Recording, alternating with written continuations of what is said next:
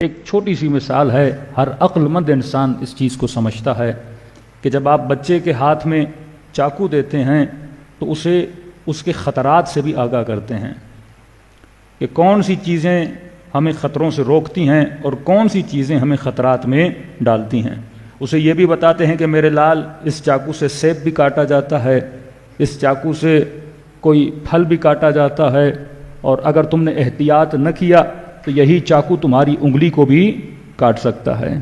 اور کوئی بھی عقل مند باپ اپنے اس بچے کو چاقو نہیں دے گا جس کے اندر شعور نہیں ہے، جس کے اندر فکر نہیں ہے۔ مثلا 3 سال کا بچہ، 2 سال کا بچہ، کوئی اسے چاقو نہیں دے گا۔ لیکن آج کل ایسے نادان والدین ہیں جو اپنے بچوں کو بغیر تربیت دیے معاشرے میں چھوڑ دیتے ہیں۔ پھر کیا ہوتا ہے؟ اتفاقات ایسے ہو جاتے ہیں، بچوں کی زندگیاں تباہ و برباد ہو جاتی ہیں۔ ہو سکتا ہے کوئی کہے کہ مولانا میرا باپ تربیت یافتہ نہیں تھا یا اس نے مجھے تربیت نہیں دی، تو چلو ضروری نہیں کہ ہر انسان کے ماں باپ اتنے پڑھے لکھے ہوں کہ بچپن سے اپنی اولاد کو صحیح اور غلط کا فلسفہ بتا دیں، لیکن خدا نے اسی لیے واقع کربلا کو تمہارے لیے باعث برکت بنایا کہ اگر تیرے ماں باپ نے تجھے نہیں سمجھایا، آجا مجلس حسین میں، حسین کے صدقے میں اللہ تجھے سمجھا رہا ہے۔ ہاں، یہ مجلس حسین بوڑھا جوان سب کے لیے ہے۔ ہر بندہ آتا ہے، فرامین اہل بیت کو سنتا ہے تاکہ اپنے وجود کا کیا کرے؟ تزکیہ کرے، تحلیہ کرے، تخلیہ کرے، تاکہ پروردگار عالم کے کیا ہو جائے؟ قریب ہو جائے۔ تو اتنا تو ہر انسان کی سمجھ میں آ گیا کہ انسان کہتے اسے ہیں جو اپنی کیا کرے؟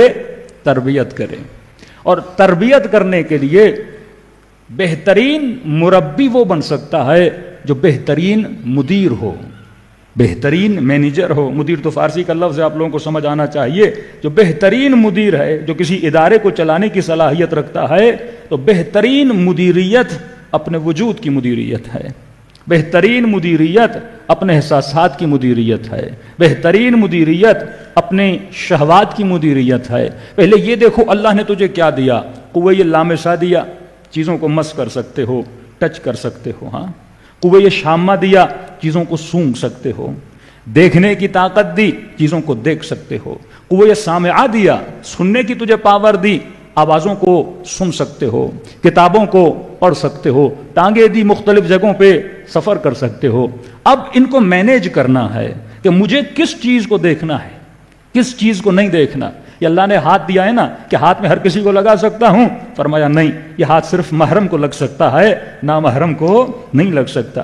ایک دوسری چیز جس میں ہمارا معاشرہ الجھا، کیونکہ آخری مجلس ہے اور یہ چیز میں نے اتنی لوگوں میں پائی ہے جس کو سمجھانا بے انتہا ضروری ہے کہ انسان جب مخالفت خدا کرتا ہے اس کو قرآن نے کیا کہا؟ معصیت یا ذنب یا گناہ۔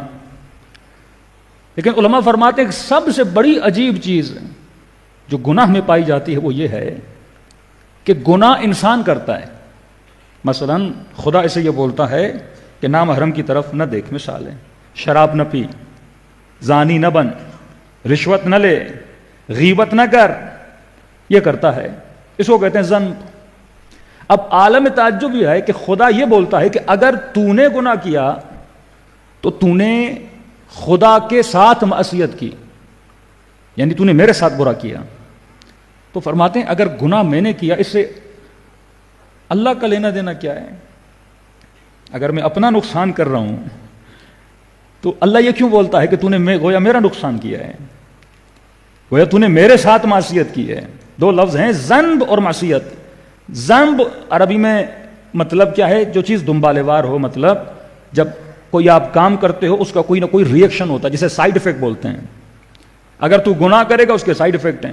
معصیت کا مطلب یہ ہے کہ اگر تو نے میرے ساتھ عصیان کیا، عصیان کا مطلب یہ ہے کہ کوئی چھوٹا سا بچہ اپنی ماں کا ہاتھ چھوڑ دے، مفہوماً بتا رہا ہوں، کوئی چھوٹا سا بچہ بازار میں جا رہا ہے اپنے باپ کا ہاتھ چھڑا دے، تو جب باپ کا ہاتھ چھڑاتا ہے تو نقصان کسے ہوتا ہے؟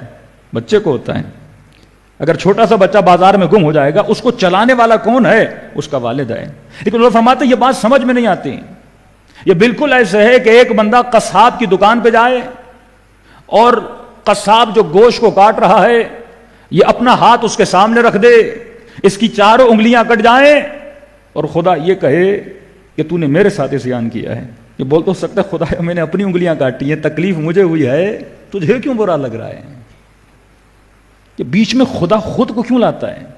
یہ بولتے تو نے اپنا نقصان کیا ہے. اللہ یہ نہیں بولتا, بولتا تو نے میرے ساتھ عصیان کیا ہے. علماء فرماتے ہیں یہاں سے خدا کی محبت کا اندازہ ہوتا ہے کہ خدا بندوں سے کتنا عشق کرتا ہے, خدا بندوں سے کتنی محبت کرتا ہے. اور قرآن میں جہاں جہاں خدا نے ذکر جنت کیا, ذکر جہنم کیا, بڑے اصرار سے خدا بار بار بندوں کو روکتا ہے گناہ نہ کرنا, خطا نہ کرنا, کیونکہ تو میرے ساتھ کیا کرے گا؟ عصیان کرے گا. حالانکہ ہم انگلیاں اپنی کاٹتے ہیں. تو سوال یہ ہے خدا کیوں بولتا ہے؟ پر مت ایک وجہ یہ ہے کہ وہ بندوں سے کیا کرتا ہے؟ محبت کرتا ہے. حالانکہ میں گناہ کروں یا میں نیکی کروں اس کے لیے نہ کوئی نفع ہے نہ کوئی نقصان ہے. یہ بالکل ایسے ہے کہ بندہ ڈاکٹر کے پاس جائے, ڈاکٹر اسے نسخہ لکھ کر دے کہ یہ دوائیاں کھا تجھے شفا ملے گی. وہ گھر آئے دوائیوں کو پھینک لے اور اس کے بعد ڈاکٹر کے پاس جائے, ڈاکٹر صاحب میں آپ سے معافی چاہتا ہوں, میں نے آپ کی دوائیاں نہیں کھائیں, اور گڑ گڑاتا رہے, روتا رہے, میں آپ سے معافی چاہتا ہوں, میں نے آپ کی دوائیاں نہیں کھائیں. تو ڈاکٹر بولے گا مجھ سے کیوں معافی مانگ رہا ہے؟ تو نے دوا نہیں کھائی, تیرا نقصان ہے, تو کھاتا تیرا فائدہ ہے. لیکن یہاں ایسا نہیں ہے. یہاں پہ ایک دوسرا مفہوم نکلتا ہے, مفہوم توبہ, مفہوم مغفرت. ایک طرف تو نے گناہ کیا ہے, تو نے میرے ساتھ برا کیا ہے. یہ نہیں کہتا تو نے اپنے ساتھ برا کیا ہے, تو نے میرے ساتھ برا کیا ہے. پھر کہتا ہے آجا میرے در پہ مجھ سے معافی مانگ. پھر کہتا ہے میں تجھے معاف بھی کر لیتا ہوں, ایسے تجھے معاف کرتا ہوں جیسے ابھی تو شکم مادر سے پیدا ہوا ہے. چاہے تیرے گناہ آسمان کے ستاروں سے زیادہ ہوں, زمین کے ذرات سے زیادہ ہوں. تو یہاں پہ دو چیزوں کو سمجھنے کی ضرورت ہے. تیسری چیز جو سب سے بڑی عجیب ہے کہ امیر المؤمنین, انبیاء, رسول خدا, جنہوں نے کوئی گناہ کیا ہی نہیں لیکن ایسے روتے ہیں, کبھی غش کھا جاتے ہیں, کبھی اتنا روتے ہیں کہ جس جہاں پہ سر سجدے میں رکھا تھا وہ زمین پوری کیا ہو جاتی ہے؟ گیلی ہو جاتی ہے. اور یہ بندہ جو گناہ کرتا ہے یہ دن دناتا ہوا پھرتا ہے, اسے پرواہ نہیں کہ میں نے گناہ کیا ہے. دوسرا سب سے غلط مفہوم جو معاشرے کے لوگوں میں نے باقاعدگی سے دیکھا ہے, یہ جب گناہ کرتا ہے تو اس کی ایک سوچ ہوتی ہے. اس کی سوچ یہ ہوتی ہے کہ میں نے گناہ کر کے کس کی نافرمانی کی ہے؟ اللہ کی نافرمانی کی ہے. اس کی سوچ یہ نہیں ہوتی میں نے گناہ کر کے اپنا نقصان کیا. نہیں. تبھی جب خدا کے ساتھ بیٹھتا ہے یا کسی عالم کے ساتھ بیٹھتا ہے یا کسی نفس کے تزکیہ کرنے والے استاد اخلاق کے ساتھ بیٹھتا ہے, کہتا ہے ایک ہی تو گناہ کیا, آپ نے کیوں اتنا پکڑ لیا ہے مجھے؟ ایک ہی تو میں نے خطا کی, اب جان تو چھوڑ دیجئے. اور کبھی کبھی اللہ سے لڑنے پہ بھی تیار ہو جاتا ہے, خدا ایک گناہ کیا ہے, اتنی سزا میرے ایک گناہ کی. مطلب ہماری سوچ کیا ہے؟ ہم یہ سمجھ رہے ہیں گناہ اسی لیے منع ہے کیونکہ یہ شریعت کا حکم ہے, گناہ سے اسی لیے روکا گیا ہے کیونکہ اللہ نے کہا ہے. مثلا اگر میں مسلمان نہ ہوتا تو میں شراب پی سکتا تھا, اب کیونکہ میں مسلمان ہوں تو اللہ نے کیا کیا؟ منع کیا ہے. یہ شراب اس لیے نہیں پیتا کیونکہ مسلمان ہے. خدا نہ خواستہ اگر یہ مسلمان نہ ہوتا تو شراب پیتا, خدا نہ خواستہ اگر یہ مسلمان نہ ہوتی تو حجاب نہ کرتی. مطلب ہم گناہ اسی لیے نہیں کرتے کیونکہ اللہ نے منع کیا ہے, کیونکہ دین نے منع کیا ہے, لیکن بذات خود مجھے گناہ برا نہیں لگتا. تبھی میں دعائے کمیل میں آتا ہوں, اے خدا معاف کر دے میں نے تجھے ناراض کیا, معاف کر دے میں نے امام زمانہ کو ناراض کیا. مولا فرمائیں گے تو نے نقصان اپنا کیا ہے, اس سوچ کو بدلنا پڑے گا. جب تو گناہ کرتا ہے اس سے پہلے کہ اللہ کو ناراض کرے تو اپنا نقصان کرتا ہے. گناہ اسی لیے منع نہیں ہے کیونکہ شریعت نے حرام کیا ہے, گناہ سے اسی لیے روکا گیا کیونکہ گناہ تیری اپنی ذات کو تباہ و برباد کر دیتا ہے بذات خود. مثلا اگر اسلام نہ بھی ہوتا تو شراب بذات خود بری ہے. یہاں پہ معصوم ایک تربیتی نقطہ یہ ہے کہ وہ انسان اپنی تربیت کر سکتا ہے جو سیلفش ہو. عام تصور سیلفشنس کا یہ ہے کہ میں اپنی خاطر کسی کو نقصان دوں, اسلام کہتا ہے کہ جو انسان خود خواہ ہے، مطلب جب تک تو اپنا عاشق نہیں بنتا تو خدا کا عاشق نہیں بن سکتا. جب تک تو اپنی ذات سے عشق کرنا نہیں سیکھتا تو امام زمانہ کا بھی عاشق نہیں بن سکتا. جب تک تجھے اپنے آپ سے محبت نہیں ہوتی تجھے خدا سے محبت نہیں ہو سکتی. اب یہ اپنا آپ جسم نہیں ہے، یہ اپنا آپ کیا ہے؟ جسم بھی ہے، روح بھی ہے. جب میں اپنے آپ سے محبت کروں گا پھر میں کبھی گناہ نہیں کروں گا. جب میں اپنے آپ سے محبت کروں گا پھر میں کبھی اپنے آپ کو نقصان نہیں دوں گا. ظلم تو نفسی کیا، یعنی کہ میں نے اللہ پہ ظلم کیا، اپنے آپ پر ظلم کیا. تو یہ سوچ مٹا دو کہ تیرا گناہ اللہ کو نقصان دیتا ہے. گناہ اسی لیے نہ کرو کہ اس سے کس کا نقصان ہے؟ تیرا اپنا نقصان ہے. ایک چھوٹی سی مثال دوں. آپ کو شدید پیاس لگی اور اس پیاس میں آپ 2 گلاس پڑے ہوئے تھے، آپ نے 1 گلاس پانی کا لیا اور آپ نے کھٹک کر کے پورا پی لیا. دور سے ایک بندہ آپ کو دیکھ رہا تھا، اس نے کہا بھائی رکو رکو، یہ پانی نہ پیو، یہ پانی نہ پیو. آپ نے کہا میں نے تو پی لیا. کہا کیا ہوا؟ کہ اس پانی میں ایسڈ تھا. دوسرا والا جو گلاس تھا وہ صحیح تھا. اس میں مثلا کوئی ایسڈ تھا زمین صاف کرنے کے لیے، ہم نے ٹوائلٹ صاف کرنے والا ایسڈ اس میں اندر تھا. اب اس نے نہ چاہتے ہوئے وہ پی لیا. اب جب پی لیا یہ فوراً دوڑتا ہے کس کی طرف؟ ڈاکٹر کی طرف. کیونکہ اسے پتا چلا، پہلے پتا نہیں تھا کہ یہ جو چیز میں کر رہا ہوں اس سے کس کا نقصان ہے؟ میرا نقصان ہے. گناہ سے میرا نقصان ہوتا ہے، اللہ کا کوئی نقصان نہیں ہے. جب تو بے عفتی کرتا ہے، جب تو بے حیائی کرتی ہے، نقصان خدا کا نہیں ہے، تو اپنی ذات کو تباہ کرتا ہے. جتنے احکام اسلامی ہیں وہ فطرت کو بچانے کے لیے ہیں. کیونکہ انسان کی عقل، انسان کا شعور کم تھا. اب یہ 15 سال کا ہو گیا، اس نے 10 کتابیں نہیں پڑھی، یہ محضر امیر المؤمنین میں نہیں گیا، یہ محضر رسول خدا میں نہیں گیا، یہ 1,24,000 کم انبیاء کو یہ کیسے بچے؟ تو اللہ نے کہا میں مجبوراً کچھ چیزوں کو واجب کرتا ہوں، کچھ چیزوں کو حرام کرتا ہوں. ابھی سے تو بچ، پھر شعور حاصل کر، پھر اس مقام پہ پہنچ کہ جس چیز کو میں نے حلال کیا واقعاً تو سمجھے گا وہ تیرے لیے فائدے میں تھی. جس چیز کو میں نے حرام کیا پھر تو اس نتیجے پہ پہنچے گا کہ واللہ خدا نے احسان کیا مجھے بتا کر کہ تمہارے نقصان میں، کیونکہ ابھی مجھے نہیں پتا. جس طرح والدین بچوں کو منع کرتے ہیں نہ کرو نہ کرو، چلا جاتا ہے نہیں سنتا، لیکن بعد میں جب نقصان ہوتا ہے آ کے اسے پتا چلتا ہے کاش میں یہ کام نہ کرتا. آج آپ معاشرے میں مختلف چیزیں نہیں دیکھ رہے. میں تو گریز کرتا ہوں ایسی چیزوں کے دیکھنے سے جس سے انسان کے وجود میں تلخی پیدا ہو.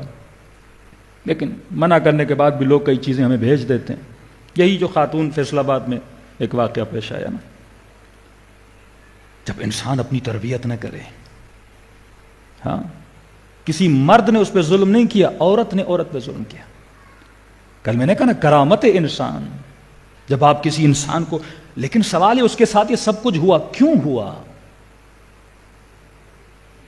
اگر وہ کسی نامحرم سے بات نہ کرتی، اگر وہ کسی سے تعلق نہ بناتی تو کبھی ایسے اتفاقات نہ ہوتے. اہل بیت فرماتے ہیں گناہ تو کیا، گناہ کی فکر کو بھی اپنے ذہن میں موت دے. نقصان خدا کا نہیں ہے. پہلے اپنے آپ سے محبت کرنا سیکھ. اللہ کہتی کیسا بندہ ہے جو خود سے محبت نہیں کرتا، جو اپنا دشمن ہے. تو جب گناہ اپنا نقصان کرتا ہے گناہ کر کے، کیونکہ ہمیں دنیا نظر آ رہی ہے نا، اللہ ایک بگ امیج کو دیکھ رہا ہے. دنیا ہے، پھر آخرت ہے. جو کچھ تو کر رہا ہے، جو امانت الہی ہے، جسم امانت ہے، یہ روح امانت. جب تو امانت الہی کو غارت کرتا ہے تو اپنا نقصان کرتا ہے. تو نقصان کس کو ہوا؟ خاتون کو نقصان ہوا، عزت پامال ہو گئی نا. جتنے بھی واقعات معاشرے میں ہوتے ہیں، اسلام کہتا ہے خود سے محبت کر، نہ اپنا نقصان کر نہ کسی اور کا نقصان کر. اب کوئی خاتون یہ بولے کہ مولانا میں میک اپ کر کے حجاب کے ساتھ بھی ایک گلی سے گزرتی ہوں، علمدار چوک ہے، اب یہاں سے گزرنے میں کسی کا نقصان کیا کر رہی ہوں؟ نہ میرا نقصان نہ کسی اور کا نقصان تو ہو رہا ہے نا. کئی جوان گزر رہے ہیں، کوئی غیر شادی شدہ ہیں، کوئی ہوس پرست ہیں، کوئی شہوت پرست ہیں، کسی کو اپنی آنکھوں پہ کنٹرول نہیں. جب وہ جوان تجھے دیکھتا ہے تو ایک شہوت کا تیر اس کے وجود میں اتارتی ہے، تو خواہش گناہ اس کے وجود میں پیدا کرتی ہے. اللہ سے دشمنی نہیں تو اپنی دشمن بن جاتی ہے. کتنے ایسے واقعات تھے، مثلا کہیں ضعیف لوگ ہیں، کہیں طاقتور لوگ ہیں. کمزور آدمی تھا، اس کی بیٹی کہیں سے گزری، طاقتور بندہ گیا، اس نے لڑکی کو دیکھا، اس کو پسند آ گئی، کا رشتہ دو، اس نے کہا نہیں دیتا، اٹھا کے چلا گیا. کتنے سینکڑوں واقعات ہوئے ہیں، صرف پاکستان میں نہیں، یورپ کے واقعات ہیں، امریکہ کے واقعات ہوتے ہیں. جب آپ خود کو ظاہر کرو گے، اگلے بندے میں طلب ہے، تم اس کی طلب کو پورا کرنے والی ہو اپنے وجود کو دکھا کر. نقصان کس کا ہوا؟ تیرا ہوا. لیکن جس نے خود کو بچایا اس نے اللہ کا فائدہ تو نہیں کیا، اس نے اپنا فائدہ کیا نا. بارہا میں منبر سے بول چکا، بھائی شریعت اگر کوئی چیز بتا، یا تم اللہ کو مانتے ہو تو یہ حکام الہی ہیں. کبھی کبھی میں انکار حکم خدا کر کے اللہ کی دشمنی میں بندہ اتر آتا ہے. لوگ فون کرتے ہیں، اپنے واقعات سناتے ہیں، واقعاً دل رنجیدہ ہوتا ہے. ایک عالم کو لوگوں کے کتنے دکھ اپنے دل پہ اٹھانے پڑتے ہیں، یہ تو علمان والحفیظ ہے نا. زندگیاں تباہ ہونے کے بعد مولانا یہ ہو گیا، مولانا یہ ہو گیا. اگر تم پہلے دن سے اللہ کے فرمان پہ عمل کرتا یا کرتی، تیری زندگی ایسی نہ بنتی. ہر چیز کے آثار ہوتے ہیں. توبہ کا مطلب یہ ہے، خدا جب توبہ سمجھو معجزہ ہے، خدا اثر کو ختم کر دیتا ہے. وہ کائنات جس میں خدا نے نظم کو پیدا کی، یعنی 5 منٹ کے لیے خدا زمین سے گریوٹی کو ختم کر دے، گاڑیاں زمین پہ نہیں چل سکتی، اوپر چلی جائیں گی. لیکن کیونکہ وہ خدا ہے، رسول نے شق القمر کیا، چاند کے 2 ٹکڑے کر دیے، لیکن پروردگار عالم نے پھر چاند کو جوڑ دیا، ذرہ برابر کائنات میں فرق نہیں آیا. یہی کہتے ہیں توبہ معجزہ کرتی ہے. جب تو گناہ کرتا، ایسی آفتیں تیرے پیچھے آنی چاہیے، لیکن توبہ کے ذریعے خدا آفتوں کو کیا کر دیتا ہے؟ ختم کر دیتا ہے. بارہا ممبر سے کہہ چکا، یہ محرم اور نامحرم جو اسلام نے فاصلے کا حکم دیا، کیوں دیا؟ اس میں میرا فائدہ ہے، اللہ کا فائدہ نہیں. اب حکم ہے کہ عورت خاتون مرد ڈاکٹر کو نہ دکھائے. ہاں دکھاتی ہے تو حجاب میں جائے، لیکن وہ اس کو ٹچ نہ کرے. ایک غلط اصطلاح جو ایران میں بھی علماء نے منع کیا، وہ کہتے ہیں مولوی اور ڈاکٹر محرم ہوتا ہے. کس نے بولا؟ ہاں. اور ایک ڈاکٹر کو بھی عمر قید سزا ملی ہے، اس نے وہ قبیح کام کیا جو میں ممبر سے بتا نہیں سکتا. 46 کیسز اس ڈاکٹر بدبخت لئی کے نکلے. 46 کیسز، جس کا کام تھا خواتین کی ڈیلیوری کرنا، لیکن اس بے ہوشی کے دوران ان خواتین کے ساتھ بدفعلی کرتا تھا. پڑھا لکھا بندہ، ڈاکٹر ہے. بھائی ڈاکٹر بنا تو کیا اس کی شہوت مر گئی؟ ڈاکٹر بنا تو کیا اس نے اپنے نفس کو مار دیا؟ اب بعد میں پتا چلا کہ کیا عالم ہوا. تبھی اسلام نے کہا کہ عورت مرد کو نہ دکھائے، مرد عورت کو نہ دکھائے. حرام ہے، حرام ہے، حرام ہے. آیت اللہ العظمیٰ فخر کی بیوی مر گئی. بہت لوگوں نے بولا آقا دوسری شادی کریں. کہا میں نہیں کروں گا. کہا کیوں؟ میں ہوں غیرت مند، اور آج کل ماحول یہ ہے خواتین ڈاکٹر ہیں نہیں، کل شادی کروں بیوی کو مرد کے پاس لے جانا پڑے گا. کہ میری غیرت ہی گوارا نہیں کرتی، اسی لیے میں شادی نہیں کر رہا. احادیث رسول میں آخری زمانے میں جو اتقیاء ہوں گے وہ شادی کرنا چھوڑ دیں گے. پوچھا یا رسول اللہ کیوں؟ کہا کیوں متقی عورتیں نہیں ملیں گی. اب یا شادی کریں یا غیرت کو بچائے نا. تو کبھی کبھی ایمان کو بچانے کے لیے لوگ آخری زمانے میں اپنے گھروں میں بیٹھ جائیں گے. یہ واقعات ہوتے ہیں. کہ مولانا میرا بہترین دوست ہے، مہینے کے لیے جا رہا ہوں، اپنی بیوی کو اس کے گھر ٹھہرا دیا. ایک ایسا شخص جو تہجد گزار تھا، جن پر ہمارا ایک اعتماد تھا. اور کبھی انسان شاکنگ کنڈیشن میں چلا جاتا ہے نا، یعنی آپ کبھی سوچتے بھی نہیں کہ یہ بندہ بھی ایسا کام کر سکتا ہے. ایک شخص آیا، اس نے اپنی بیوی کا فوٹو لے کر آیا، مولانا یہ ہوا یہ ہوا یہ ہوا. کون؟ وہی جو آپ جانتے ہیں ان کو. میں نے کہا نہیں ہو سکتا مولانا. کہا میں 3-4 مہینے سفر کے لیے باہر گیا، واپس آیا ہوں، بیوی کہہ رہی ہے مجھے طلاق دو. میں نے کہا مسئلہ کیا ہے؟ کہ بس طلاق دو، مجھے نہیں رہنا تمہارے ساتھ۔ بعد میں پتا چلا بیوی کو اس نامحرم کے یہاں چھوڑ کے گیا، اس شخص نے اس کو ورغلایا اور کہا شوہر سے طلاق میں اس سے شادی کروں گی۔ جب آپ اسلامی احکام کا خیال نہیں کرتے، آپ خود کو تباہ کرتے ہو۔ جب اسلام کہتا ہے اس دلدل میں نہ جاؤ گے تو اپنا اللہ کا کیا جانا ہے؟ رسول جب معراج پہ جاتے ہیں، یہ سارے عذاب الہی کو ایک دفعہ حدیث معراج پڑھو تو صحیح۔ کس جوان نے، کس عورت نے حدیث معراج پڑھی ہے؟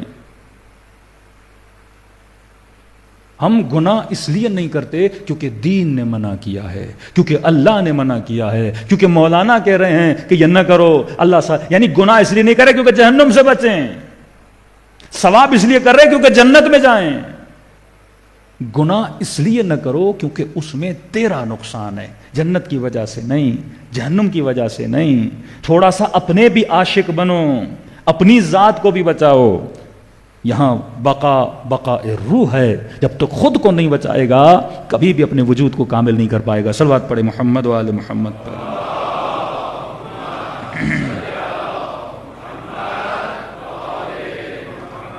وَأَجِّلْ فَرَجَهُمْ۔ اب خدا توبہ قبول کر کے معجزہ کیسے کرتا ہے؟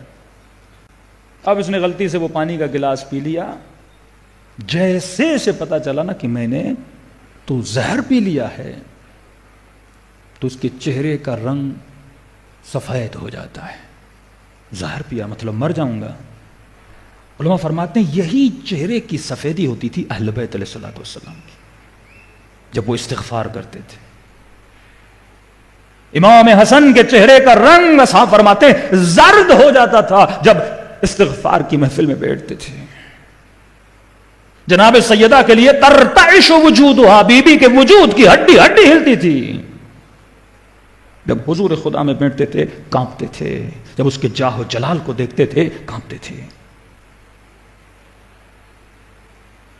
اور آج ہم اس لیے گناہ نہیں کر رہے کیونکہ اللہ ناراض ہوتا ہے، یعنی اللہ پہ منت ڈال رہے ہیں، احسان کر رہے ہیں، خدایا میں حجاب اس لیے کر رہی ہوں کیونکہ تو نے کہا، مجھے تو برا نہیں لگتا بے حجابی۔ خدایا میں زنا اس لیے نہیں کر رہا کیونکہ تو نے کہا، مجھے تو اچھی لگتی ہے زنا۔ نشہ میں اس لیے نہیں کر رہا کیونکہ تو نے کہا۔ یہ کیسی توبہ ہے؟ اللہ پہ منت ڈال رہا ہے، وہ غنی مطلق ہے۔ وہ تجھے اگر کسی چیز سے منع کرتا ہے کیونکہ وہ تیرا عاشق ہے، اسے پتا ہے نقصان کس کا ہے؟ تیرا ہے۔ بالکل ایسے جیسے تیری ماں تجھے نقصان سے بچاتی ہے۔ اب ایک بندہ گاڑی پہ بیٹھے فل ریس دے کے گاڑی کو جا کے دیوار پہ ٹھونک دے اور سر کے بل یہ دیوار کے اندر گھس جائے، وہ بات تو بعد میں ثابت ہوگی اس نے جرم کیا ہے، لیکن اس سے پہلے اس نے کس کا نقصان کیا؟ کیس تو بعد میں ہوگا نا، اس نے آ کے ہماری دیوار کو توڑا، اتنے لوگوں کو نقصان دیا، وہ تو بعد کی بات ہے، لیکن سب سے پہلے اس نے نقصان کس کو دیا ہے؟ خود کو دیا ہے۔ یہ ہے ظلمت نفسی۔ اور قرآن کی آیت ہے، اللہ کہتا ہے جب میں کسی بندے سے ناراض ہوتا ہوں نا تو قرآن میں اللہ کہتا ہے کہ میں اسے اپنا خود بھلا دیتا ہوں، مطلب وہ اپنے آپ کو بھول جاتا ہے، اور جب اپنے آپ کو بھول جاتا ہے تو اپنے آپ پہ کیا کرنے لگتا ہے؟ ظلم کرنے لگتا ہے۔ اور جس بندے پر میری رحمت ہوتی ہے نا، میں اسے اپنا آپ یاد دلاتا ہوں۔ یعنی اگر حسین کی مجلس تجھے اپنا عاشق بنائے تو گناہ سے بچو گے۔ جب تو خود سے عشق کرنے لگے نا پھر اپنے وجود کو نقصان نہیں دے گا۔ جب کوئی خاتون اپنے وجود سے، اپنے بالوں سے، اپنی آنکھوں سے، اپنے کانوں سے پیار کرے نا، وہ پھر کبھی بھی اللہ کے حضور، کیونکہ اسے اپنا نقصان ہے، اللہ کا تو کچھ جاتا نہیں ہے۔ بالکل اسی طرح جب یہ پانی کا زہریلا گلاس پیتا ہے، چہرے کا رنگ سفید ہو جاتا ہے، ڈاکٹر کے پاس جاتا ہے، منتیں کرتا ہے، ڈاکٹر صاحب مجھے بچا لو، ڈاکٹر صاحب مجھے بچا لو۔ ڈاکٹر کہتا ہے نہیں، 5 گھنٹے ہیں آپ مر جاؤ گے۔ اب اس کی کیفیت کیا ہے ذرا تصور کریے، جیسے بول دیا 5 گھنٹے ہیں اور 5 گھنٹے میں مر جاؤ گے، کہتا ڈاکٹر صاحب کچھ بھی کر کے مجھے بچائیے۔ ورنہ بالکل اسی طرح یہ جو انسان گناہ کرتا ہے نا، آؤ گڑ گڑاؤ اللہ کی دربار میں، احسان نہ کرو خدا پہ، میں دعائے کمیل اس لیے پڑھ رہا ہوں کیونکہ تو نے کہا، اے خدا میں توبہ کر رہا ہوں کیونکہ میں نے تجھے ناراض کیا۔ اللہ ہنستا ہے اس بندے پہ، مجھے ناراض کیا، تو نے اپنا نقصان کیا. یہ تو میرا عشق ہے جو میں تجھے بلاتا ہوں. اب جو بندے کے لیے بولا جائے 5 گھنٹے میں، یہ کیونکہ عالم اسباب ہے، تو نے زہر کھایا، اندر تیرا وجود گل چکا ہے، تو مر جائے گا. یہ منت کرے، یہ روئے، یہ گڑ گڑائے، ڈاکٹر صاحب مجھے بچا لو. اب ڈاکٹر یہ بولے ٹھیک ہے میں تیرے پیٹ پہ ہاتھ پھیرتا ہوں، تو ٹھیک ہو جائے گا. اسے کیا بولتے ہیں؟ معجزہ. اعجاز کروں گا، جو نظم طبیعت ہے اس سے باہر نکل کے میں تجھے بچاؤں گا، جیسے شفا بولتے ہیں آپ. بندے کو مرنا تھا لیکن اللہ معجزہ کرے بندہ بچ جائے. اور میں توبہ کا مفہوم یہی ہے، تو جو گناہ کرتا ہے اس میں تجھے مر جانا تھا، تیری روح کو تباہ ہو جانا تھا، تیرے وجود کو مس ہو جانا تھا. لیکن اللہ کہتا ہے کوئی بات نہیں، میں وہ ڈاکٹر ہوں جو معجزہ کر کے تجھے شفا دیتا ہوں. آ حسین کی مجلس میں، آ دعائے کمیل میں تجھے شفا دیتا ہوں. حضرت آدم،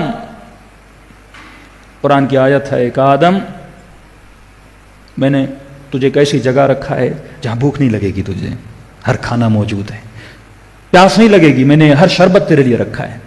آدم ایک ایسی جگہ تجھے رکھا ہے جہاں گرمی نہیں لگے گی، شدت سورج کی روشنی سے تیرا بدن تنگ نہیں ہوگا، سکون کی جگہ ہے. لیکن اس درخت کے قریب نہ جانا، تیرے لیے اچھا نہیں ہے. فرماتے شیطان آیا، وسوسہ کیا، کیونکہ آدم جس حالات میں تھا، آدم اب یہ وسوسہ بھی کرتا ہے، تو وسوسہ اس نے برائی سے نہیں کیا، اچھائی سے کیا. میرے 5ویں امام محمد باقر علیہ الصلوۃ والسلام،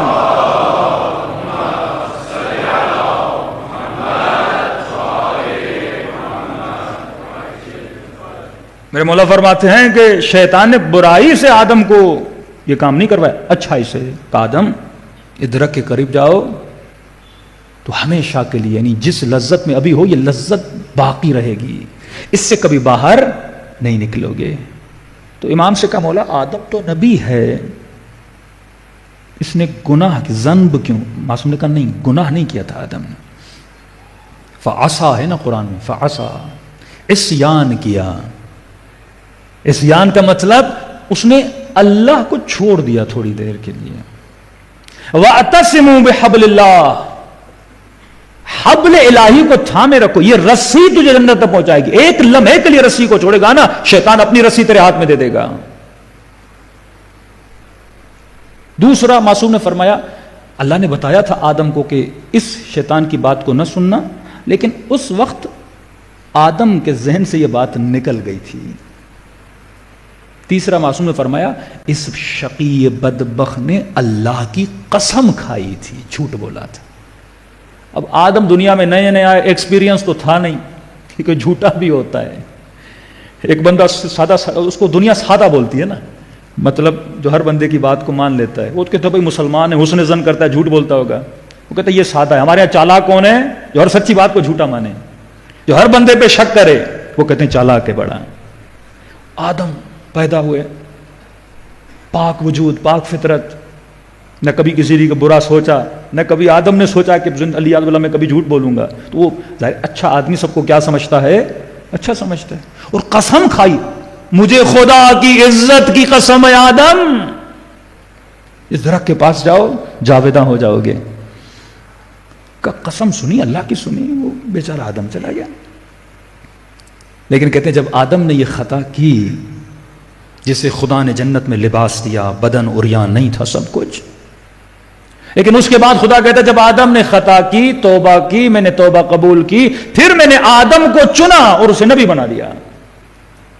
کہ مولا یہ بات بڑی عجیب ہے، خطا کرنے کے بعد اسے نبی بنا دیا، معاف کر دیا، اور اتنا بڑا انعام دیا کہ نبی بنا. معصوم فرماتے ہیں تجھے نہیں پتا کہ آدم نے توبہ کیسے کی تھی. اس طرح گڑ گڑایا تھا، اس طریقے سے توبہ کی کہ خدا کو آدم کی توبہ پسند آ گئی تھی. اور جب اسے توبہ پسند آ جاتی ہے نا، کل میں نے کہا توبۃ النصوح، پھر خدا اتنا دیتا ہے. مطلب تو غلطی کرتا ہے، غلطی کا احساس تو کر. آج لوگ گناہ کرتے ہیں، گناہ کا احساس نہیں ہے.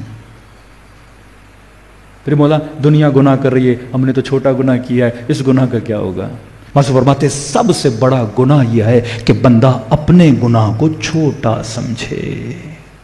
کہا کوئی بھی گناہ چھوٹا نہیں ہوتا، کیونکہ تو جس کی دربار میں گناہ کر رہا ہے وہ خدا سب سے بڑا ہے۔ تو سب سے پہلے جب تو خطا کرے تو یہ مت سمجھ یہ تو اللہ کا نقصان کر رہا ہے۔ کس کو تباہ کر رہا ہے؟ اپنے وجود کو۔ تو تربیت میں اہم ترین نقطہ یہ ہے کہ اپنے وجود کے عاشق بنو۔ جب تک میں خود کا عاشق نہیں بنتا تب تک میں کسی گناہ سے، ظلم سے، عصیان سے بچ نہیں سکتا۔ دوسرا، یہ خدا بیچ میں کیوں آتا ہے؟ خدا اس لیے آتا ہے کیونکہ خدا تجھ سے کیا کرتا ہے؟ 70 ماؤں سے زیادہ محبت کرتا ہے۔ یہ بالکل ایسے ہے کہ ایک جوان کا سر زمین پہ لگے، خون بہے، ہاں، دوستوں کو کہتا ہے میرے گھر نہ بتانا، ماں پریشان ہوگی۔ نقصان اس نے کس کا کیا ہے؟ اپنا کیا۔ ماں کیوں پریشان ہو؟ سر اس کا پھوٹا ہے، خون اس کا بہ رہا ہے، منتیں کرتا ہے میری ماں کو نہ بتانا، میری ماں پریشان ہوگی، پتہ نہیں کیا سوچے گی، اٹیک نہ آ جائے، ماں کو نہ بتانا۔ نقصان تو نے اپنا کیا ہے، لیکن پرواہ کس کی کرتا ہے؟ ماں کی کرتا ہے، باپ کی کرتا ہے، بیوی کی کرتا ہے، بچوں کی کرتا ہے۔ کیوں کرتا ہے؟ کیونکہ تجھے پتا ہے نقصان تو نے اپنا کیا۔ سر تیری ماں کا نہیں پھوٹا، اس کا کوئی چیز اس کی کم نہیں ہوئی، نقصان تو نے اپنا کیا، لیکن کیونکہ تجھے پتا ہے تیری ماں تجھ سے کتنی محبت کرتی ہے۔ اب مولا فرماتے ہیں ماں کی محبت کہاں اور خدا کی محبت کہاں؟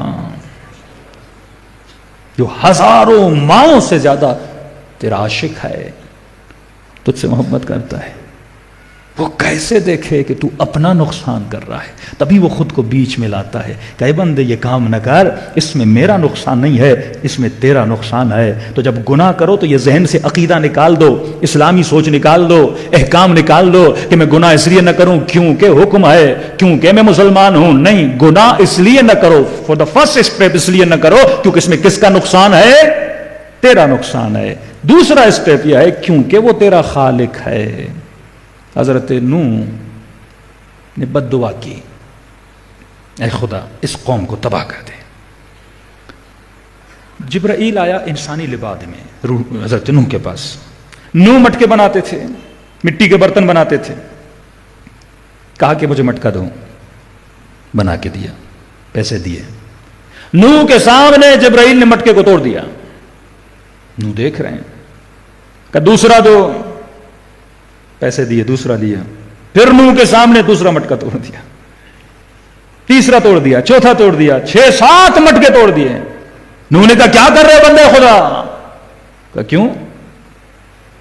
کہا اتنے اچھے مٹکے بنا بنا کے دے رہا ہوں، توڑتا جا رہا ہے۔ کہا تیرا کیا جاتا ہے؟ خریدا میں نے، میری ملکیت ہے، پیسے دے دیے نا تجھے۔ کہا تو صحیح کہہ رہا ہے، تو نے خریدا ہے، تیری ملکیت ہے، لیکن یہ تو دیکھ میں نے کتنی محبت سے بنایا ہے، میں کیسے برداشت کروں جسے میں نے بنایا ہے۔ اب یہ بالکل ایسے ایک درزی پوری رات محنت کر کے ایک جوڑا بنایا، آپ اسے فیس دے دو 1000 روپے، اس کے سامنے اسے جلاؤ، کہے گا بندہ خدا میں نے پوری رات، اب میں نے پیسے دے دیے نا تجھے، کہ میں نے محنت کی ہے اس پہ، کہ میں نے مٹکا بنایا، تو میرے سامنے مٹکے توڑنا ہے تو کہیں باہر جا کے توڑ۔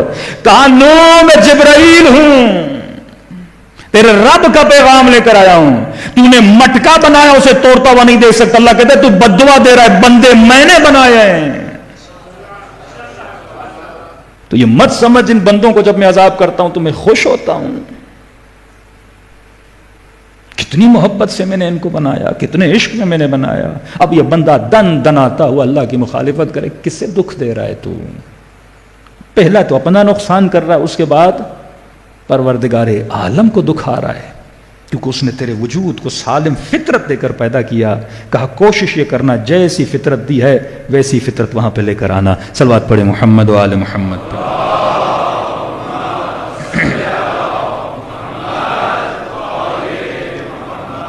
کچھ سوالات بھی بعض خواتین نے کیے ہیں، تو ایک دو کے ہم جواب بھی دے دیں، اور اچھی بات ہے کہ اگر آپ کے ذہن میں کوئی شبہہ وغیرہ آتا ہے تو وہ پوچھنا بھی چاہیے، اس کو حل بھی کرانا چاہیے۔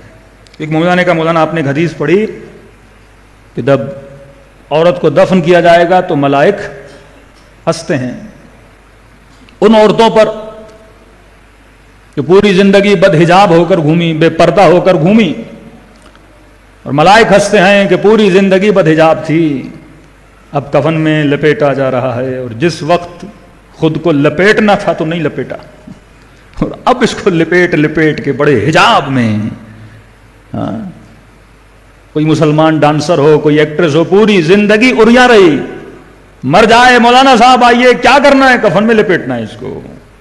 ملائک ہنستے ہیں نا اس پہ کہ جب تو نے حجاب کرنا تھا تب تو نے نہیں کیا اور اب کر رہی ہے۔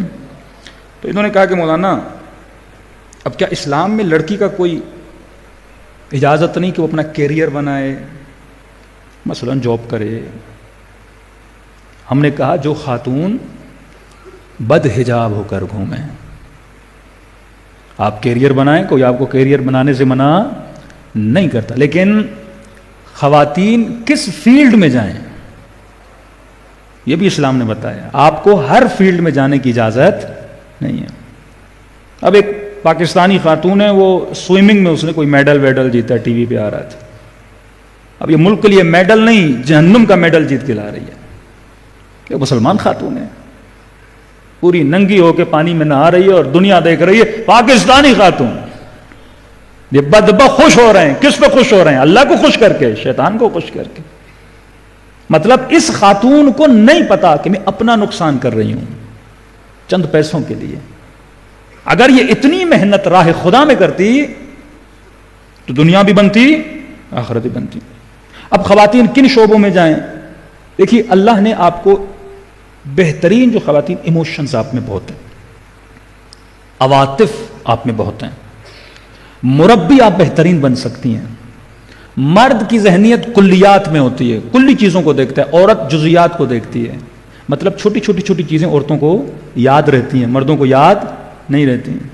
کسی نے کہا مولانا میرا مسئلہ یہی ہے کہ ہر سال بیوی ناراض ہو جاتی ہے۔ میں نے کہا کیوں؟ وہ کبھی کہہ رہے ہیں اس کا برتھ ڈے آ جاتا ہے، کبھی کیا آ جاتا ہے، مجھے یاد ہی نہیں رہتا۔ وہ اس کو کہتا ہے 20 سال کے پہلے شادی ہوئی اور اس دن میں نے کیا پہنا تھا، کیا کھایا تھا، وہ بھی اسے یاد ہے۔ میں نے کہا اللہ نے اسے ایسا بنایا ہے، ہر جزئی چیزوں کو کیا کرتی ہے، یاد ہے۔ وہ تبھی جلدی ناراض بھی ہو جاتی ہیں، چھوٹی چیزیں یاد رکھتی ہیں۔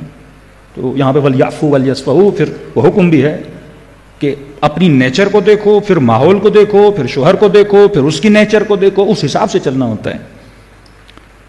تو خواتین تربیت بہت اچھی کر سکتی ہیں، پہلے اپنی کریں اور اس کے بعد جو اسلوب ہیں، تو بہترین شعبہ ٹیچنگ کا شعبہ ہے۔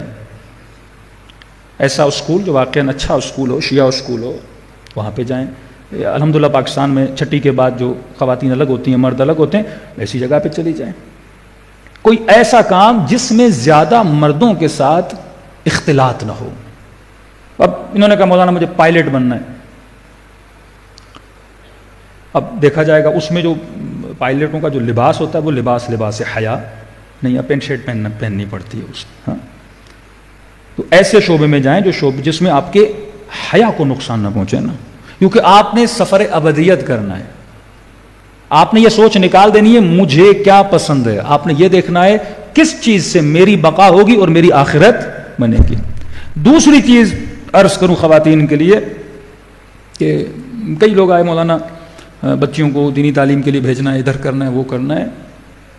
فرسٹ پرائیورٹی جو خاتون اپنے لیے بھی سمجھے اور والدین بھی اس چیز کو مد نظر رکھیں، جیسے آپ کی بیٹیاں بالغ ہو جاتی ہیں نا، ماں کی ذمہ داری ہے اسے تربیت دینا شروع کر دے کہ بیٹی تمہارا ایم یہ ہے کہ تم ایک نسل پالو۔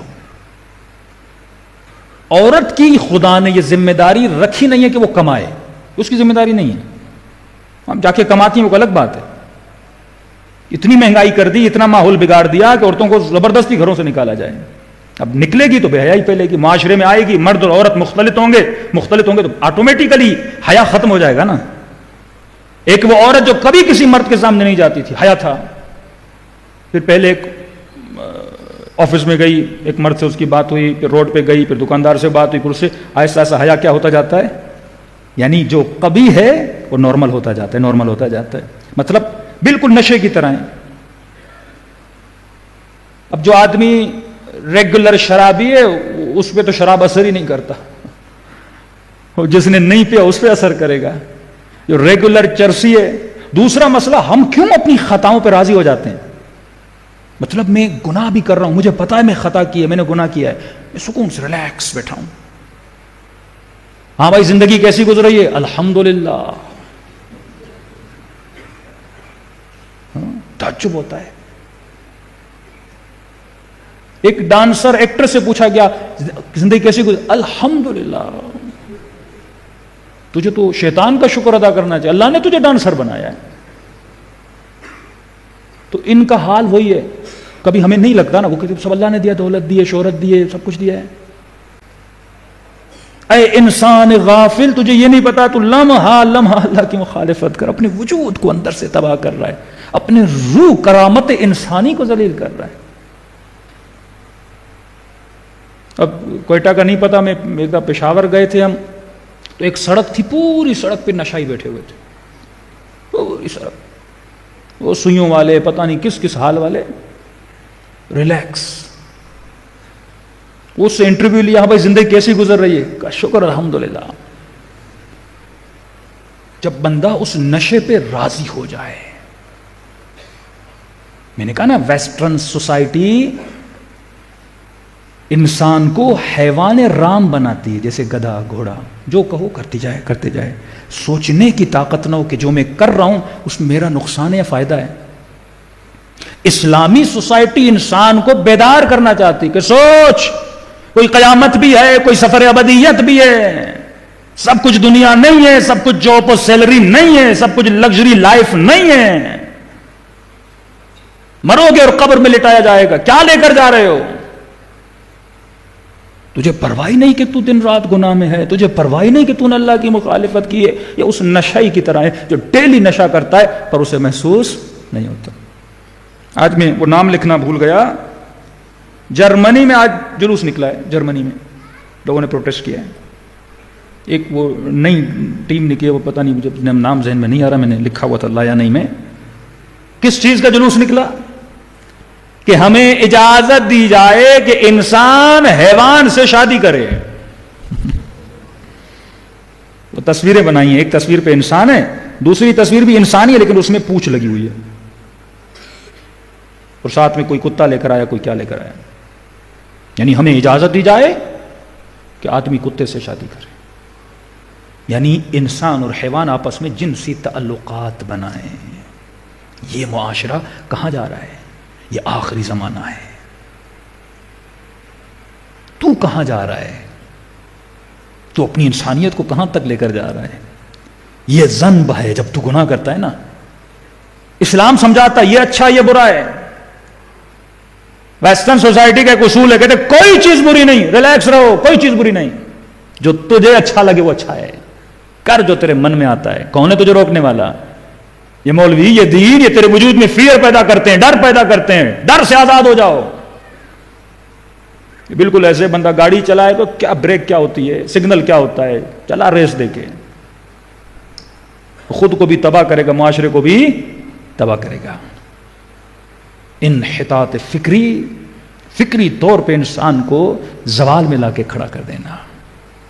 اسلام کہتا ہے انسان پہلے یہ سوچ مٹا دو کہ گناہ اللہ کو نقصان دیتا ہے. اگر تو اپنا عاشق ہے تو کبھی بھی اپنے وجود کو تباہ و برباد نہیں کرے گا. صلوات پڑھے محمد و آل محمد.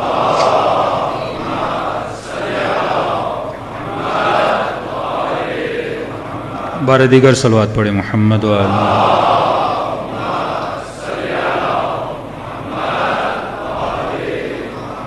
وَأَجِّلْ فَأَجْرَهُمْ. تبھی اسلام میں کل میں نے عرض کیا برترین فضیلت ہے تربیت. بیٹی جیسے بالغ ہو اس کو بولو بیٹی تیرا فرض ہے تربیت. کس کی تربیت کرنا؟ اپنی نسل کی.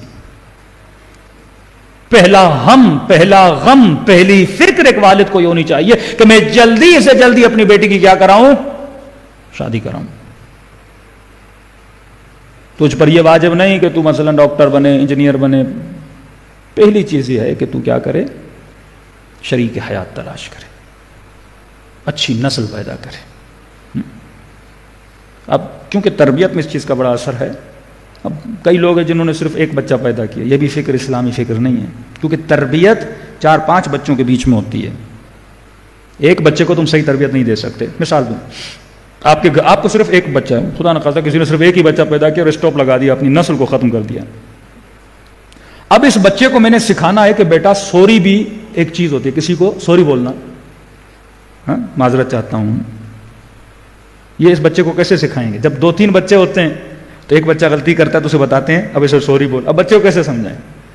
تو یہاں پہ والدین کو اچھا ایکٹر بھی ہونا چاہیے. ایکٹنگ صرف ڈرامے والوں کے لیے نہیں ہے. گھر میں جو والدہ اچھی ایکٹنگ کرے تربیت کے لیے، جو والد اچھی ایکٹنگ کرے تربیت کے لیے، وہ بچوں کو اچھے طریقے سے سمجھا بھی سکتا ہے. کیسے؟ چھوٹا بچہ ہے نا 4 سال کا، ایک مرتبہ بچے کے سامنے مثلا بیوی شوہر کو بولے کہ مجھ سے غلطی ہو گئی، آپ مجھے معاف کریے. بولے ٹھیک ہے میں نے آپ کو معاف کر دیا. پھر 10 منٹ کے بعد شوہر بیوی کو بولے مجھ سے غلطی ہو گئی، میں نے یہ کام کیا، میں آپ سے معذرت چاہتا ہوں. بولے ٹھیک ہے میں نے تجھے معاف کر دیا. 4-5 بار کریں گے تو بچے کے ذہن میں ایک مفہوم بنے گا، مفہوم معذرت، کہ جب غلطی کی جاتی ہے تو کیا کیا جاتا ہے؟ معذرت کی جاتی ہے. کس طرح مائیں جب بچوں کو مہمانی پہ لے کر جاتی ہیں، کسی کے گھر میں دعوت ہے آپ لے کر جاتی، پہلے بچے کو سمجھاتی ہے میرے لال، کل میں نے حیا کی بات کی تھی نا، ادب تب ہوگا جب حیا ہو نا. ہم آج بے حیا ہیں، تبھی اللہ کا ادب نہیں کر پاتے، اس کی مخالفت کر کے سکون سے ایک نشائی کی طرح بیٹھے رہتے ہیں. تو ماں کہتی میرے لال وہاں بے عزتی نہ کروانا میری. اب بچہ وہاں جائے اور سفرے پہ بیٹھا اور سب سے پہلے اس نے مٹھائی دیکھی، لے دے، یہاں سے مٹھائی اٹھائی، وہاں سے سیب اٹھایا، وہ کیسا بھوکھا بچہ لے کر آئے ہیں. ہاں کتنے والدین کبھی بچوں سے پریشان بھی ہو جاتے ہیں نا. تو عقل مند ماں پہلے سمجھاتی ہے، اور اس سے بھی زیادہ عقل مند ہو تو کئی مائیں بچوں کا پیٹ گھر میں بھرا کے پھر لے جاتی ہیں. پیٹ بھرا ہوگا، سفرے پہ سکون سے بیٹھا ہوگا، اور بے وقوف ہوگی کہے گا نہیں اس کو کچھ نہیں کھلاؤ، دعوت پہ جانا ہے. تو وہاں جا کے سارے سفرے پہ ان کی کیا کروا دے گا؟ بے عزتی کروا دے گا نا. تو اسے کہتے ہیں کہ کون سے ابزار ہیں، کون سے وسائل ہیں جو بازدارندے ہیں. حیا ادب پیدا، حیا ہوگا تو بندہ گناہ نہیں کرے گا. جب میں بے حیا ہو جاتا ہوں، اب ہر اس چیز سے مجھے بچنا ہے جو مجھے کیا بناتی ہے؟ بے حیا بناتی ہے. اور حیا کے لیے بھی ضروری ہے، سب سے پہلے معصوم فرماتے برترین حیا یہ ہے کہ بندہ خود سے حیا کرے. ہمارے ایک دوست تھے بیچارے، اللہ ان کو طولانی عمر عطا کرے، مزدور قسم کے آدمی تھے. کراچی میں ایک بہت بڑے ہمارے والد کے دوست تھے، بزنس مین تھے، ان کا بہت بڑا گھر تھا. اب انہوں نے ایسے بڑے گھر بیچارے نے دیکھے نہیں تھے. تو انہوں نے کہا مجھے نہانا ہے. تو انہوں نے کہا یہ ہمارا باتھ روم ہے، آپ جا کے نہائیے. وہ بیچارہ نہانے گیا، چینخ کے باہر نکل آیا. ہم نے کہا حاجی صاحب کیا ہوا؟ کہ میں اندر گیا ہوں اور میں نے سامنے دیکھا کوئی اور بندہ کھڑا ہے، بالکل اس نے کپڑے نہیں پہنے ہوئے. ہم نے کہا یہ کیسے ہو سکتا ہے؟ ہم اندر گئے تو اس نے اپنے باتھ روم میں بہت بڑا شیشہ لگایا ہوا تھا. اب اس بندے نے کبھی خود کو بھی بغیر لباس کے نہیں دیکھا تھا. وہ حیا تھا نا، وہ جو امیر تھا وہ بے حیا تھا، وہ ڈیلی خود کو دیکھتا تھا. بھائی باتھ روم میں شیشہ لگانے کی کیا ضرورت ہے؟ تو خود کو دیکھ رہا ہے، حیا نہیں ہے نا. بعض لوگوں میں حیا نہیں ہوتا. ہاں مستحبات میں کہ بندہ نہائے بھی تو وہ دھوتی پہن کے نہائے. مستحبات میں ہاں جو زمانہ بے حیا ہو گیا، بندہ ایسے ہی گھوم رہا ہے. انگریزوں نے ہمیں کیا کر دیا؟ بے حیا بنا دی. کہ مولانا گھر ہے، گھر میں تو عیب نہیں ہے. ہاں چھوٹے چھوٹے کپڑے پہننا لوگ شروع کر دیں. حیا کر، تیرے گھر میں تیری بیٹی ہے، حیا کر. تو کچھ بھی نہیں، تو تو ہے، تو تو خود کو دیکھ رہا ہے. سب سے پہلا حیا خود سے ہوتا ہے. اگر تو خود سے حیا کرے گا، اگر تو خود سے محبت کرے گا، پھر خدا سے محبت کر پائے گا، پھر اللہ کا حیا کرے گا. جو گھر میں بے حیا وہ باہر بھی بے حیا ہو جاتا ہے. آہستہ بے حیا آہستہ آہستہ پھیلتی ہے نا. آنکھوں کو عادت نہ دلا وہ اپنے وجود کو بھی برہ نہ دیکھے. جب یہ عادی بن گئی نا، کچھ ایسے مسائل ہیں کیونکہ ہم نے معاشرے کو اس جگہ پہ جا کے کھڑا کر دیا کہ کچھ چیزیں بندہ ممبر سے بیان کرے تو لوگ اعتراض کرتے ہیں، اور باہر جو دشمن اسے دکھا رہا ہے، جو اس کے وجود کو تباہ کر رہا ہے، اس پہ کوئی اعتراض نہیں ہوتا. شادی کے بعد جو احکام ہے پڑھو، اسلام نے کیا کہا ہے حیا کو بچانے کے لیے. ہر ایکشن تمہارا اثر ڈالتا ہے پیدا ہونے والے بچے پر. کہ اگر یہ کام کرو گے بچہ اندھا پیدا ہوگا، اگر یہ کام کرو گے بچہ زانی پیدا ہوگا. ہر شے تمہاری اولاد پہ کیا ڈالتی ہے؟ اثر ڈالتی ہے. ہم کرتے کچھ نہیں، پھر مولانا دعا دیجئے، وظیفہ دیجئے، عمل دیجئے، تعویذ دیجئے، بس شارٹ کٹس کے پیچھے ہوتے ہیں. اسلام ایک پورے فارمولے کا نام ہے. یہ قوانین چاہے مسلمان کرے چاہے کافر کرے اسے فائدہ ملے گا، عمل نہ کرے اسے کیا ملے گا؟ نقصان ملے گا. اپنی عزت و عفتوں کو بچاؤ. اسلام تیرے وجود کو بچانے کے لیے آیا. صلوات پڑھے محمد و آل محمد.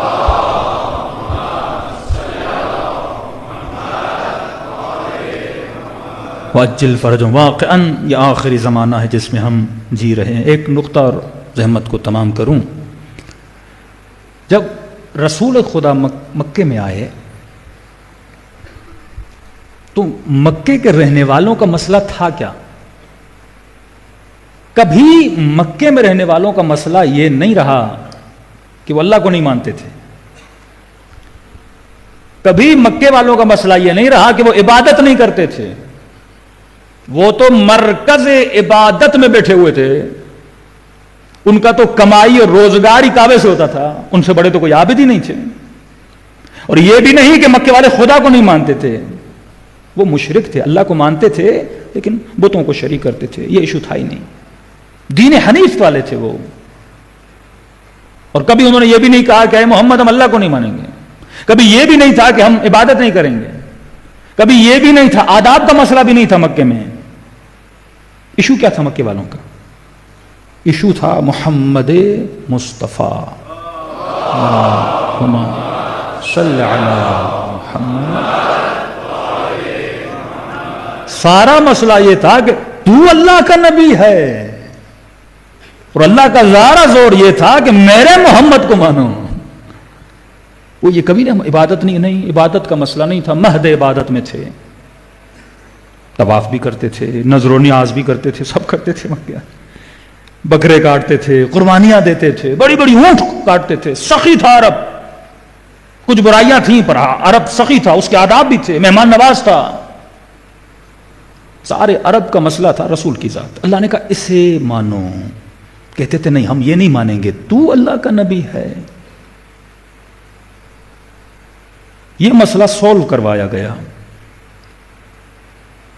ابو سفیان آیا نا, کہ بچ جاؤ گے, بس کہو اشہد ان محمدن رسول اللہ.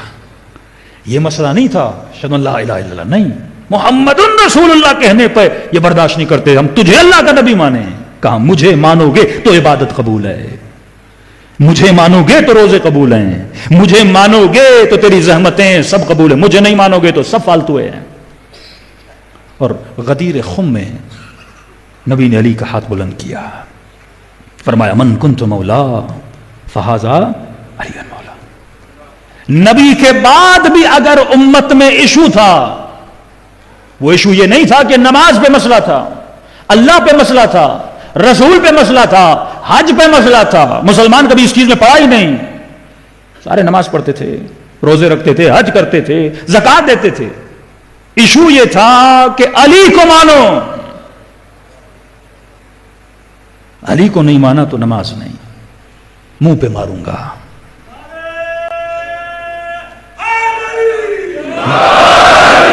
یہ ربط, یہ حبل اللہ جو ہے, آج کا جمع, آج کا مومن ذرا غور سے میری اس بات کو سنیں. مسئلہ علی بن ابی طالب تھا. آج کے زمانے میں مسئلہ کیا ہے؟ میں شیعوں میں آ رہا ہوں, اس سرکل سے باہر نہیں نکلوں گا. آج کے زمانے میں مسئلہ کیا ہے؟ آج ایشو ہے ہی نہیں میں ممبر سے کہوں حجاب کرو, روزہ رکھو, نماز پڑھو, خمس دو, زکات دو.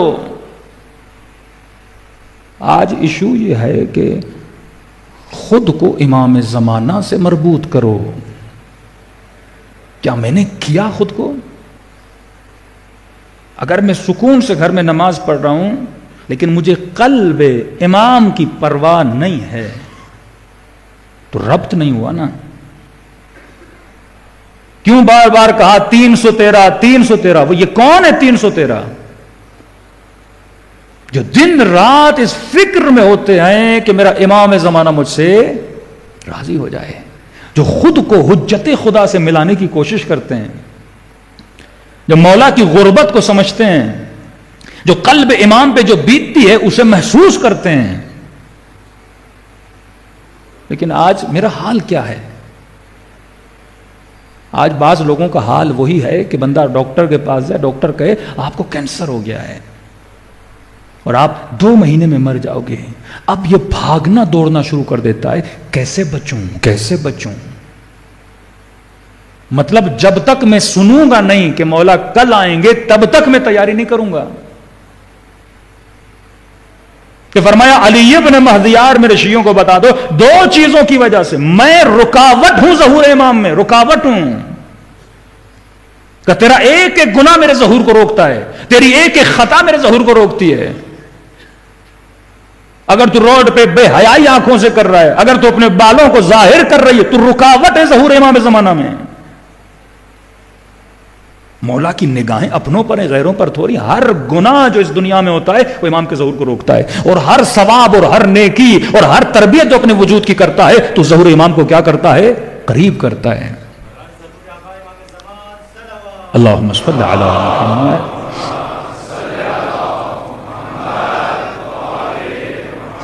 تیری ہر نیکی تجھے امام سے قریب کرتی ہے اور مولا کے ظہور کو قریب کرتی ہے. 313 کون ہے؟ یہ 72 کون تھے جنہوں نے وہ کیا جس سے امام حسین کو کیا ملی, مدد ملی نا. اگر پورا کوفہ گناہ نہ کرتا, اللہ کہتا ہے میں نے علی بھیجا, سر پہ ضرب لگی اور مار دیے گئے. میں نے حسن بھیجا, جنازے پہ 72 تیر چلے, جنازے پہ. میں نے حسین بھیجا تیری ہدایت کے لیے,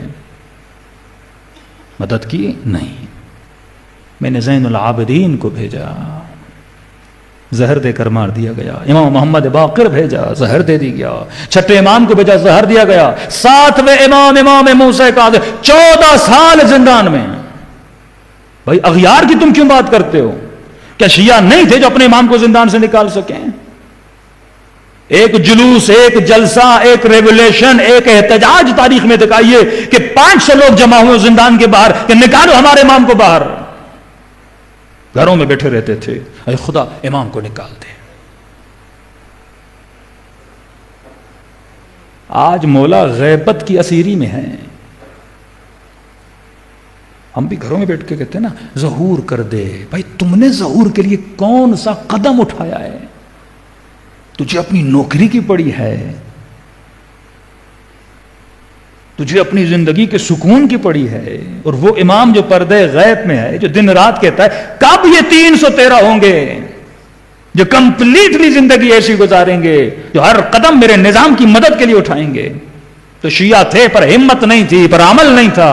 14 سال وہ مولا زندان میں رہا اور زہر ملی. پل بغداد پہ کتنے لوگ تھے جنازہ اٹھائے, مزدوروں نے جنازہ اٹھایا. پھر 8ویں امام کی باری آتی ہے. اللہ نے 40 سال تک بیٹا نہیں دیا. کہتے تھے یہ امام نہیں ہے. پڑھو تو صحیح اپنی تاریخیں اور ان اقوام کے کرتوت. امام نہیں ہے. کیوں؟ کیونکہ اس کے بیٹا نہیں ہے. سادہ لو مومن مشہد جاتا ہے السلام علیکم یا غریب الغربا. مولا آپ تو غریب نہیں ہو, مولا حسن غریب ہیں, آپ کی دادی غریب ہیں, نہ کوئی روزہ ہے نہ کوئی صحن ہے. تو ظاہری دیواروں کو دیکھ کے سمجھ رہا ہے غریب الغربا کا مطلب یہ ہے جو اپنے شیعوں میں غریب تھا. کوئی امام اتنا غریب نہیں تھا. مولا حسن سے زیادہ غربت امام رضا کی. امام نہیں مانا امام رضا کو کیونکہ تیرا بیٹا نہیں ہے. پھر اللہ نے بیٹا دیا. پھر وہ تہمت لگائی جو میں ممبر سے بیان نہیں کر سکتا. انکار کیا کہ یہ تیرا بیٹا نہیں ہے. چہرے شناس کو بلایا گیا. مولا کو کہا کھیتی میں چلے جاؤ. امام جواد کو کہا اس کو بچوں میں بھیج دو تاکہ کھیلے. چہرے شناس کو بلایا, مولا جراد کو دکھایا, کہا بتا یہ کس کا بیٹا ہے؟ اس نے کسانوں کو دیکھا دیکھا دیکھا, نگاہ مولا رضا پہ پڑی, کہا اس کا بیٹا ہے. پھر یقین کیا ہاں تیرا بیٹا ہے. پھر آپ کے 2-3 امام عسکر مطلب فوجی چھاونی, حرمین عسکریین, جو امام فوجی چھاونی میں رہے, اور اسی چھاونی میں آپ کے امام زمانہ کی ولادت ہوتی ہے. لیکن اتنی بے وفائیوں کے بعد بھی اہل بیت نے شیعت کے سسٹم کو کس طریقے سے مینیج کیا. کیوں مینیج ہوا؟ کیونکہ کچھ خاص تھے جو سسٹم کو چلانے والے تھے. حبیب جیسے, میثم تمار جیسے, ہار ہمدان جیسے. ہاں ابا سلط جیسے جو سسٹم کو چلانے والے، شیخ مفید جیسے، شیخ توسی جیسے، سید رضی، سید مرتضیٰ جیسے، مقدس اردبیلی جیسے، سید ابن طاووس جیسے، یہ کچھ خواص ہیں جو امام کے ظہور میں ایک قدم اٹھاتے ہیں اور مولا کا ظہور قریب ہوتا ہے۔ اللہ نے کہا بس بہت ہو گیا، اب 12ویں کو نہیں بھیجوں گا جب تک تو تیار نہیں ہوتا۔ آج چھوٹی سی دین کی بات کو تو لوگ ناراض ہو جاتے ہیں۔ آج ایک حلال و حرام کو میں نہیں کرتا جس میں میرا فائدہ ہے، بندہ ناراض ہو جاتا ہے۔ کتنی ہم امام کی اطاعت کر پائیں گے؟ منتظر نہ رہو کہ تجھے ڈاکٹر بولے کہ کینسر ہو گیا، اب موت آنے والی ہے۔ موتوا قبل ان تموتوا حاسبوا انفسکم، حساب و کتاب کرو اور کہو مولا 1 منٹ کے بعد آپ کا ظہور ہو یا 100 سال کے بعد آپ کا ظہور ہو، میں تیار ہوں، میرے بچے تیار ہیں، میری نسلیں تیار ہیں، میں آپ کے نظام کے لیے تیار ہوں۔ اب اپنی بچیوں کے لیے ایک پیغام دوں۔ نظام امام کا مطلب کیا؟ نظام امام میں حلال و حرام کا خیال ہے۔ جیسے میں نے کہا کہ خاتون مرد ڈاکٹر کو نہ دکھائے، مرد خاتون ڈاکٹر کو نہ دکھائے، مرد مرد کو دکھائے، عورت عورت کو دکھائے۔ کسی نے کہا مولانا شدید ایمرجنسی ہو جائے، ایمرجنسی کا مطلب یہ 100 کلومیٹر تک کوئی خاتون ڈاکٹر نہیں ہے، دس دا ایمرجنسی۔ لیکن کہا کہ اگر 50 کلومیٹر پر بھی کوئی خاتون ڈاکٹر ہے تو وہاں جا کر دکھاؤ۔ عفت کو بچانے کے لیے زحمت کرو۔ حیا ویسے حیا کا یہ مطلب حیا نہیں ہے، مطلب میرے پاس خاتون ڈاکٹر ہے چلا گیا، نہیں ہے تو مرد کے پاس چلا گیا، مطلب میں نے حصول حیا کے لیے زحمت نہیں کی۔ امام حسین دین کو قائم کرنے کے لیے زحمت بھی اٹھا رہے ہیں، تیر بھی کھا رہے ہیں، پتھر بھی کھا رہے ہیں، سکینہ پیاسی بھی رہ رہی ہے کہ دیکھو ہم بقائے دین کے لیے، تم نے دین کو بچانے کے لیے کتنی زحمت کی۔ حصول دنیا کے لیے انسان کتنی زحمت کرتا ہے، دن رات پڑھتا ہے فلاں نوکری مل جائے، ایک ملک سے دوسرے ملک میں جانے کے لیے کبھی ملیشیا سے کشتی میں کبھی ترکی، کبھی کیا 5 سال کیمپوں میں بندہ رہتا ہے دنیا کو بنانے کے لیے، حصول دنیا کے لیے۔ لیکن دین کے لیے تم نے 1 مہینہ محنت کی، تم نے دنیا کے لیے لائف رسک لیا، لیکن تم نے دین کے لیے کتنا رسک لیا اپنے لیے؟ جب دین کی بات آتی ہے تو میں سب سے پہلے اپنی دنیا کو دیکھتا ہوں، نہیں دنیا تو خراب نہیں ہو رہی، دین کا ستیہ ناش ہونا ہو جائے، وہاں پہ پرائورٹی دنیا ہے۔ یہ جو پرائورٹی دنیا کو رکھتے ہیں نا، یہ شمر کی سوچ ہے، اور جو پرائورٹی میں اپنی آخرت کو رکھتے ہیں یہ حسین ابن علی کی سوچ ہے۔ اب میں نے کتنا خود کو، اللہ نے کہا نہیں 12ویں کو اب میں نہیں بھیجوں گا، ایک ہی بچا ہوا ہے نا، ایک ہی امام، اسے بھی بھیجوں؟ کہ اتنی توانائی، اتنی طاقت، قربانی کا جذبہ، ہر شے لٹانے، مٹنے، مرنے کے لیے تیار ہو تو پھر میں بھیجوں گا نا، ایسے نہیں بھیجوں گا۔ یہ واقعہ میں نے کئی سال پہلے سنایا، نجف میں ایک نوجوان مولانا کا، آپ مسجد آئیے نماز پڑھائیے، انہوں نے کہا ٹھیک ہے، نماز پڑھائی، جیسے لوگ سوال کرتے ہیں ویسے لوگ سوال کر رہے تھے، مولانا امام زمانہ کا ظہور کیوں نہیں ہوتا؟ انہوں نے کہا مجھے نہیں پتا، لیکن ایک حدیث میں نے پڑھی ہے اور اس میں ہے کہ جب لوگ یہ کثرت سے مولا کیوں نہیں آتے، پہلی بات اگر تو نیک ہے، اگر تو صالح ہے، اگر تو تیار ہے تو واللہ امام زمانہ اپنی زیارت کراتے ہیں، نشانیاں دیتے ہیں۔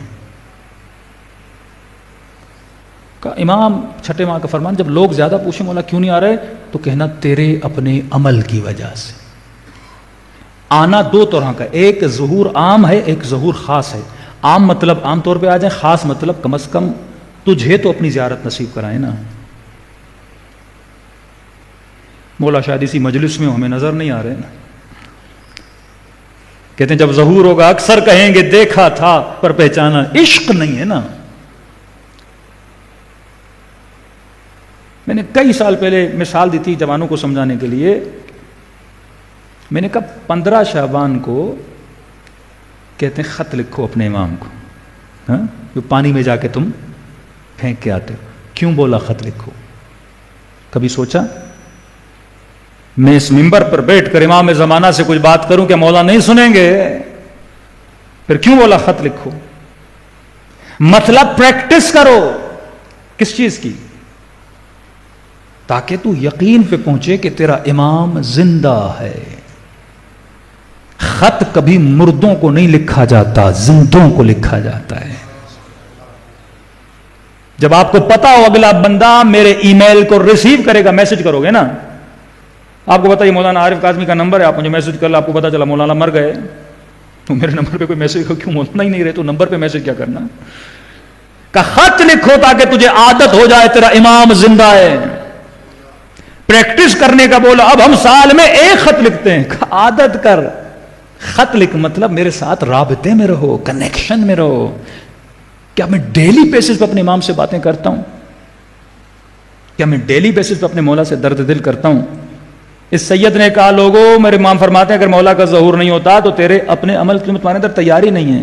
نماز تیاری کا نام نہیں ہے۔ کل میں نے کہا رسول کو مانو، علی کو مانو، اب میں نماز پڑھوں، روزہ رکھوں، سب کچھ کروں، لیکن میرا ربط میرے امام سے مضبوط نہ ہو، ان نمازوں کا کوئی فائدہ نہیں ہے۔ اس نے بولا کہ چھٹے امام فرماتے اگر لوگ یہ بولے مولا نہیں آتے تو بتانا تیرے اپنے عمل کی وجہ سے۔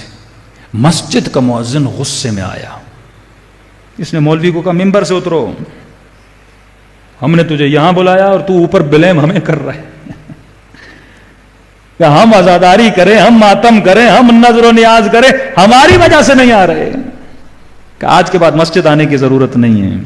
وہ چلے گئے، کہ اتنا ہنگامہ ہو گیا، بس مارنا نہیں، مرنے سے میں بچ گیا، کہہ رہے ہیں، کہہ رہے ہیں گھر چلا گیا، کہ صبح کی اذان ہوئی، نماز پڑھی، دروازے پہ دستک ہوئی، اور میں نے کہا کون؟ کہ مسجد کا مؤذن، مولانا سید صاحب دروازہ کھولو۔ میں نے کہا نہیں بھائی، مسجد سے دھکے مار کے نکالا، اب یقیناً تم مارنے آئے ہو مجھے اپنی جان پیاری ہے، میں دروازہ نہیں کھولوں گا، یقین نہیں آ رہا تھا، غصے سے نکالا، اب صبح معافی مانگنا ہے۔ بالآخر میں نے دروازہ کھولا، قدموں پہ گر گیا، سید تو صحیح کہہ رہا تھا، مولا نہیں آتے کیونکہ ہم تیار نہیں۔ کس طرح اس نتیجے پہ پہنچے؟ کہا بس آپ کو مسجد سے نکالا، رات کو گھر گیا، خواب دیکھا، خواب دیکھتا ہوں، آواز بلند ہوئی، مہدی الزہرا کا ظہور ہو گیا، خوشی، جوک در جوک لوگ تیاری کے لیے کہ جائیں امام سے ملیں، جائیں امام سے ملیں۔ میں بھی اس مجمع میں چلتا چلتا ایک جگہ پہنچے جہاں مولا تھے، لائنیں لگی ہوئی، کوئی ہاتھوں کا بوسہ، کوئی قدموں کا بوسہ، جا کے امام زمانہ کے ہاتھوں کا بوسہ تھی۔ میں نے کہا مولا شدت سے آپ کا انتظار تھا، ہر مومن کی خواہش آپ اس کے گھر میں قدم رکھیں تاکہ ہمارے گھر میں برکت ہو، تو میرے گھر آئیے۔ امام نے کہا ٹھیک ہے، ہم انتظار کرنا، جب وقت مناسب ہوا تو آپ کے پاس آئیں گے۔ کہتا میں گھر گیا، اب خواب کے عالم میں دیکھ رہا ہے کہ گھر کے صحن میں بیٹھا تھا، اچانک میرے گھر کا دروازہ کھٹکا، اور جیسے میں نے دروازہ کھولا تو فرزند زہرا میرے دروازے پر موجود تھے۔ جلدی جلدی سے مولا کو گھر کے صحن میں بلایا، کرسی لگائی، مولا تشریف رکھیے، امام بیٹھے، علماء الحفیظ، مولا پانی پیئیں گے، بیوی گھر سے باہر گئی ہوئی ہے، گھر میں کوئی نہیں ہے، مولا بس ابھی آتی ہے آپ کے لیے کھانے کا بندوبست۔ مولا آپ نے بتایا نہیں، ایسے آ گئے، پہلی بات ایسے آ گئے، ہم بتا کے نہیں آتے، تجھے ہر لمحہ تیار رہنا ہے، جیسے موت کے لیے بندہ تیار رہے ہر لمحہ۔ شیعہ تو سب سے زیادہ تیار ہے نا، کوئی بھی گولی کبھی بھی کہیں سے آ سکتی ہے، اب گولی کو بولے گا مہلت دے مجھے، ملک الموت کو بولے گا مہلت دے، ابھی تیاری نہیں ہے، ہر لمحہ تیار رہو، کوئی ایسا گناہ تیری زندگی میں نہ ہو، کوئی ایسی خطا جو کی اسے مٹاؤ، فوری دور کرو، تاکہ استقبال کرے۔ اور ملک الموت، اور مومن کے لیے موت ایسی جیسے گلاب کے پھول کو سونکھا جائے، اور گنہگار کے لیے موت ایسی جیسے ریشمی کپڑے کو کانٹوں پہ رکھا جائے اور کھینچا جائے۔ حضرت موسیٰ جب چوتھے یا پانچویں آسمان پہ گئے، ملائکوں نے پوچھا موسیٰ موت کیسی ہے؟ کہا جیسے زندہ حیوان کے بدن سے کھال کو اتارا جائے، اتنی تکلیف دیتی ہے۔ جس انسان نے، اللہ کہتے ہیں نا اپنا نقصان کر رہا ہے، میں ظالم نہیں ہوں، میرا فارمولہ ہے، اگر کرے گا پانی زہر پیے گا، زہر بدن کو نقصان دے گا، بسم اللہ پڑھ کے بھی پیے نقصان دے گا۔ کہ مولا تھوڑی دیر بیٹھیے، بیوی آئے گی، ابھی آپ کے لیے کھانے کا بندوبست کرتے ہیں۔ کیا بیٹھ گیا، مولا کے پاؤں کو دبانے لگا۔ ہاں کہ امام نے میرے گھر کو دیکھا ہے ایسے۔ پہلا سوال، مؤذن تیری تنخواہ کتنی ہے؟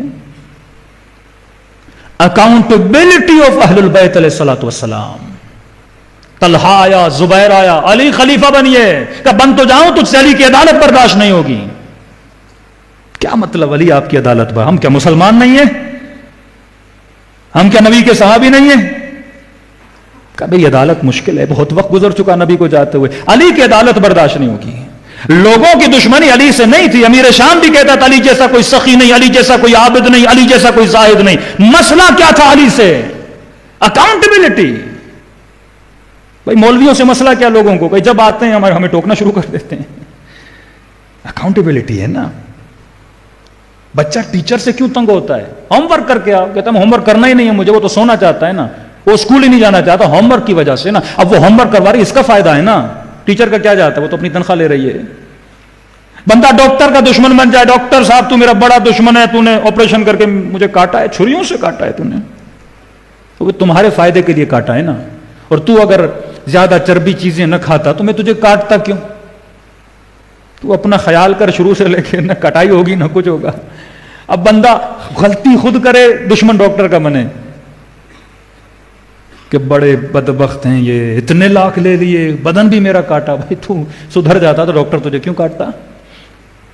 نقصان ہم اپنا کرتے ہیں۔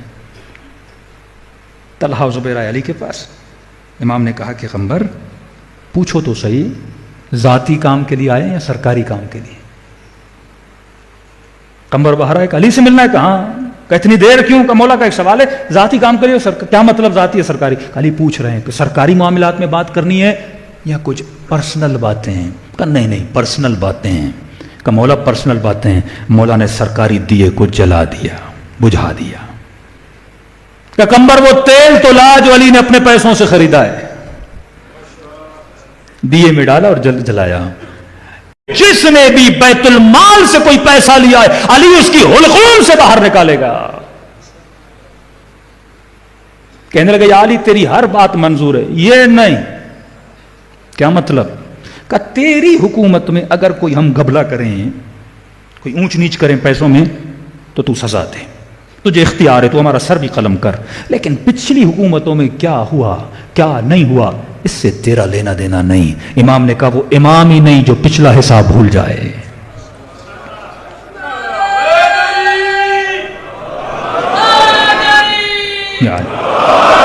اب اے مجلس میں بیٹھنے والے شیعہ جوان اور شیعہ جوان لڑکی، یہ سن، زبیر کون ہے؟ جب سیدہ کے گھر پہ حملہ ہوا، یہ دفاع سیدہ میں تلوار اٹھانے والا زخمی ہوا، اس کا سر دروازے کی چوکھٹ پہ لگا۔ جو مسجد میں علی کے ہاتھوں پہ بیعت کرنے کے لیے گیا، یہ وہ زبیر ہے کہ مولا نے کہا اگر اس کا بیٹا نہ ہوتا، زبیر منا اہل البیت بنتا۔ یہ زبیر علی کے پاس آیا، علی اسے حساب کتاب لے رہے ہیں۔ دوسرا کون ہے؟ علی کی پپھی کا بیٹا، کزن ہے مولا علی کا، فرسٹ کزن اور امیر المومنین کا حساب دے زبیر، حساب دے۔ اور آج کا شیعہ کہتا ہے امام زمانہ مجھ سے حساب لیں گے۔ خدا را کل مولا آ گئے، میرے گھر کو دیکھیں، پہلا سوال یہ کریں گے تم نے گھر کی اینٹوں کو حلال سے رکھا ہے حرام سے رکھا ہے؟ اگر تجھے دنیا کی سہولتیں فعل حرام کرنے کے بعد ملی ہیں، تیری کمائی شبہناک ہے۔ مطلب میں جھوٹ بول کے کوئی چیز حاصل کروں اور اس کے بعد کماؤں۔ مولا کا سخت جملہ ہے لیکن سن لو۔ امام کو پتا چلا کوئی مولا کا چاہنے والا بڑی خیرات کر رہا ہے، مسجدیں بنا رہا ہے، یتیموں کی مدد کر رہا ہے، اور مولا کو پتا چلا اس کی کمائی حرام کی ہے۔ سخت جملہ ہے لیکن میرے مولا علی کا ہے۔ امام نے فرمایا جو حرام کی کمائی سے، مطلب جھوٹ بول کے، اللہ کی نافرمانی کر کے کچھ فیسلٹیز لے لے اور ان فیسلٹیز کے بعد کیا کرے؟ خیر کا کام کرنے لگے۔ فرمایا جو حرام کی کمائی کما کر اللہ کی راہ میں خیرات کرے، اس کی مثال اس فاحشہ عورت کی طرح ہے جو گندا کام کر کے پیسے کمائے اور ان پیسوں سے صدقہ دینا شروع کر دے۔ اتنے سخت جملے امیر المومنین کے۔ اکاؤنٹیبلٹی آف امیر المومنین۔ آج کتنے لوگ ہیں جو اپنے ایک ایک لقمے میں سوچیں کہیں ایک ذرہ بھی تو حرام کا نہیں آیا، کبھی کبھی تعجب ہوتا ہے، سخت ترین فرامین اہل بیت کے سناتے لوگوں پہ اثر نہیں ہوتا. تو ہمارے استاد اخلاق نے کہا جب انسان بولڈ ہو جائے نا، سنے بھی میں غلط ہوں لیکن ہنستا رہے، کوئی بات نہیں. کہتے ہیں ایک مولوی تو کیا کربلا میں حسین بات کر رہے تھے، آخری خطبہ جب میرے مولا نے دیا نا، کہتے وہ غربت کا عالم تھا میرے آقا حسین کا،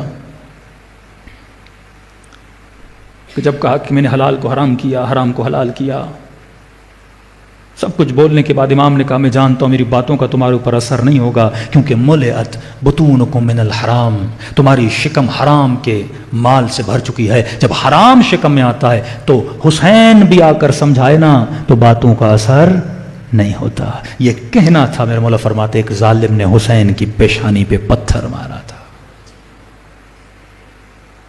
اور کہا بغضاً لأبیک. بغض کا مطلب یہ نہیں کہ تو امام کو پتھر مارے، اگر تو امام کو مانتا ہے پر اس کے لیے تیاری نہیں کر رہا. امام نے کہا مؤذن بتا تو نے گھر کیسے بنایا؟ اب بندہ بولے تنخواہ 20,000 کی ہے لیکن بنگلہ 20 لاکھ کا. دنیا بولے کہ ماشاءاللہ کتنا زیرک ہے، گھر بنا دیا. اور بچوں کو مثالیں دیتے ہیں، نوجوانوں کو، یہ والدین تباہ و برباد کرتے ہیں. نکمے کہیں کہ دیکھ اس نے اتنا بڑا گھر بنایا، گاڑی بنائی. یہ سوچ ڈیولپ کر رہے اپنی اولادوں میں، نسلیں تباہ. اور وہ جو آسٹریلیا بیٹھا ہے اور یو کے بیٹھا ہے ڈیلی فیس بک پہ پکچرز چڑھا رہا ہے، آج یہ گاڑی، آج یہ گاڑی. وہاں بیچتا پزا ہے لیکن تجھے پکچریں بھیجتا ہے. میں پتہ نہیں کوئی بڑا فن خان بنا وہاں پہ، کچھ بھی نہیں. 4 سال 6 سال کیمپوں میں حیوانوں کی طرح ان کو رکھا جاتا ہے. اور اس جوان کے ذہن میں کیا پیدا ہوتی ہے؟ حسرت پیدا ہو جاتی ہے. یہ ظاہری زیبائی نہ دیکھ، ظاہری لگژری لائف اسٹائل نہ دیکھ، گاڑی میں بیٹھا ہے، اچھے گھر میں بیٹھا ہے. اس کے اندر نے اس نے اپنے آپ کو کتنا تباہ کیا ہے. اگر وہ تمہیں نظر آ جائے نا تم توبہ کرو.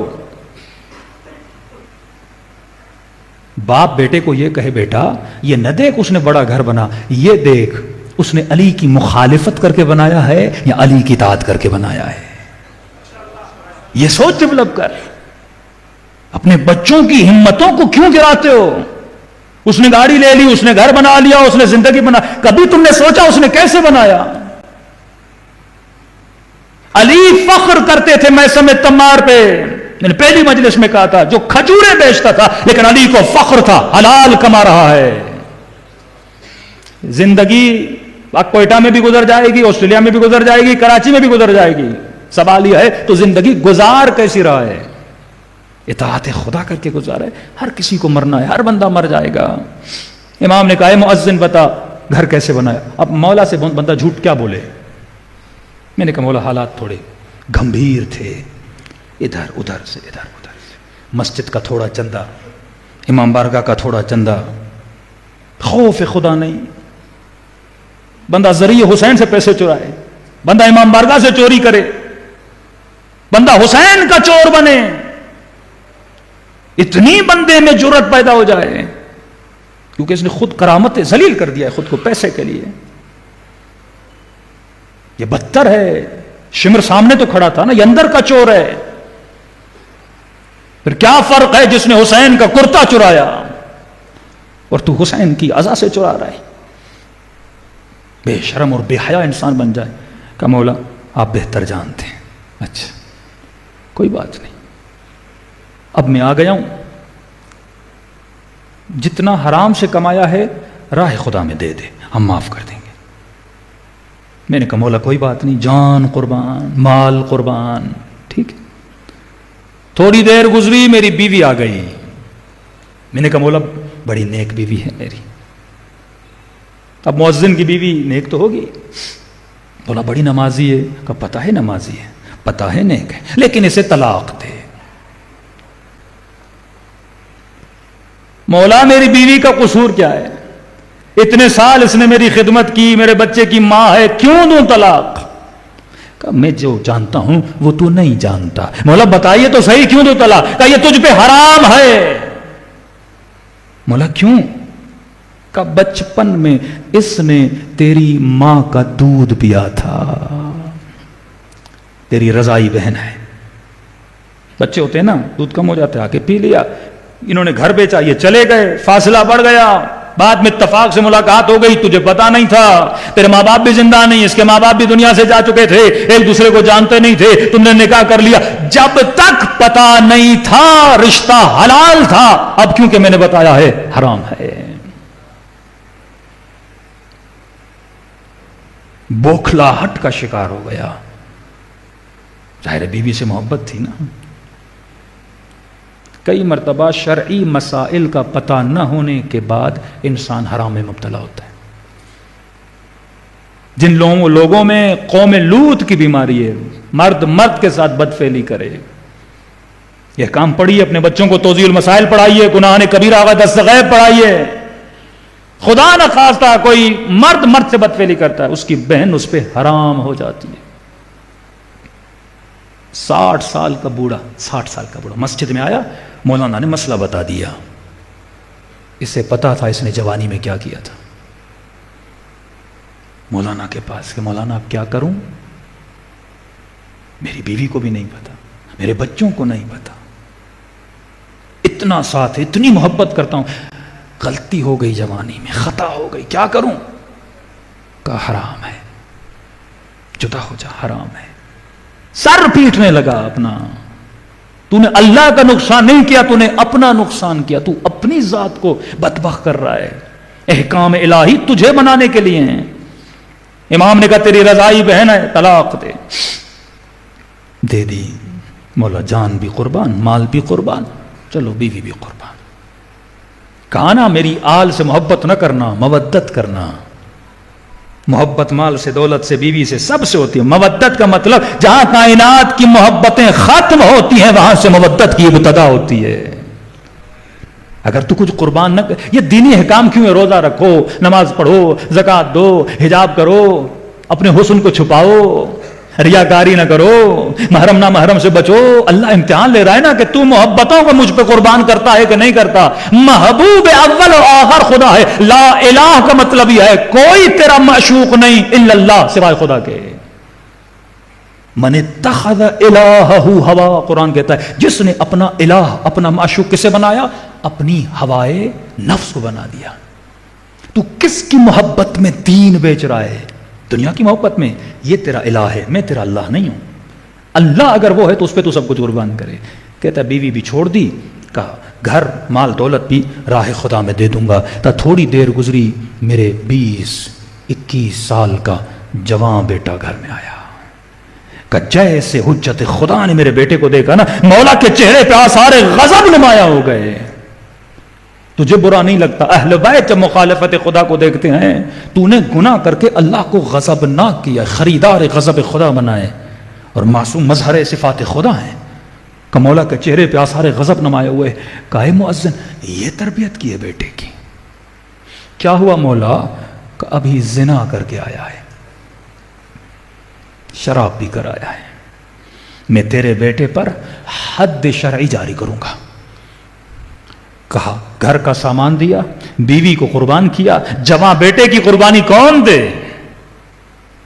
سمجھ نہیں آ رہی, غصے میں آ گیا. کیا مطلب؟ دن رات اس لیے ہم نے دعائیں کی کہ آپ کا ظہور ہو جائے.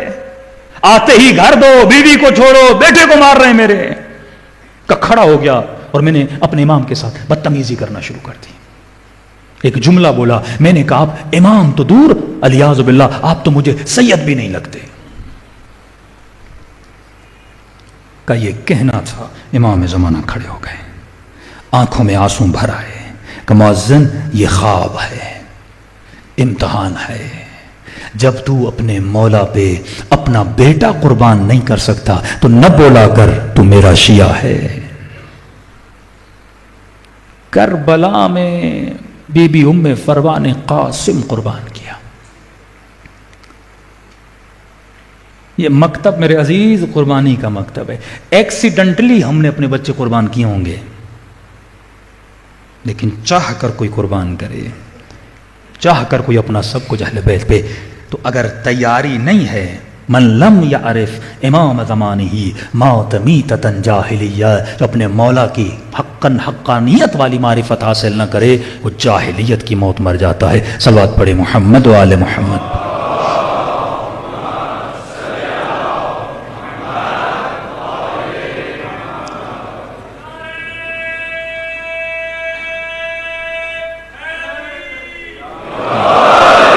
اب ایک حدیث اور ربط مصیبت، تاکہ آپ سمجھیں کہ جو احکام دین ہیں ان کا تعلق شریعت سے نہیں ہے کہ اللہ کسی چیز کو حلال کرتا ہے حرام کرتا ہے، اس کا تعلق میرے اپنے وجود سے ہے۔ حدیث ہے کہ لو لم ینحل سبحانہ عن محارمہ لوجب ان یجتنبہ العاقل، اگر خدا کسی چیز کو حرام نہ بھی کرتا، عقل مند بندہ کبھی فعل حرام انجام نہ دیتا۔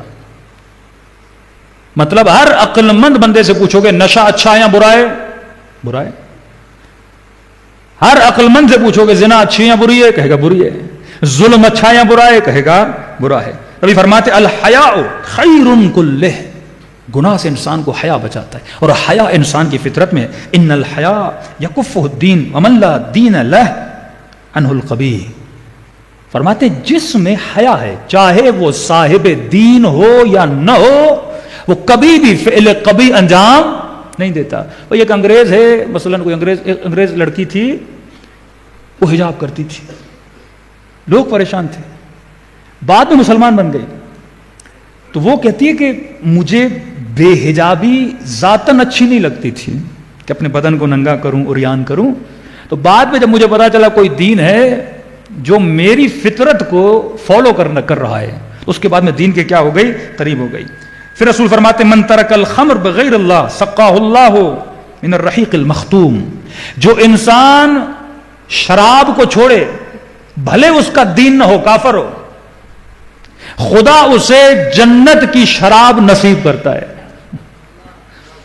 صحابی نے کہا کہ یا رسول اللہ فتترکہ بغیر وجہ اللہ، اگر وہ خدا کو یعنی اللہ کی وجہ سے نہ چھوڑے، ایسے ہی چھوڑے، اللہ کو نہ مانتا ہو، کیا پھر بھی خدا اسے اجر دے گا؟ فرمایا نعم سیانتن، ہاں اگر اپنے عقلانی طور پہ اس نتیجے پہ پہنچاؤ یہ چیز مجھے پینی نہیں چاہیے، اگر تیری عقل تجھے گواہی دے نا یہ تیرے نقصان میں تو نہ کرے، پھر بھی خدا تجھے کیا دیتا ہے؟ جزا دیتا ہے، کیونکہ تو نے اپنی انسانیت کو کیا کیا ہے؟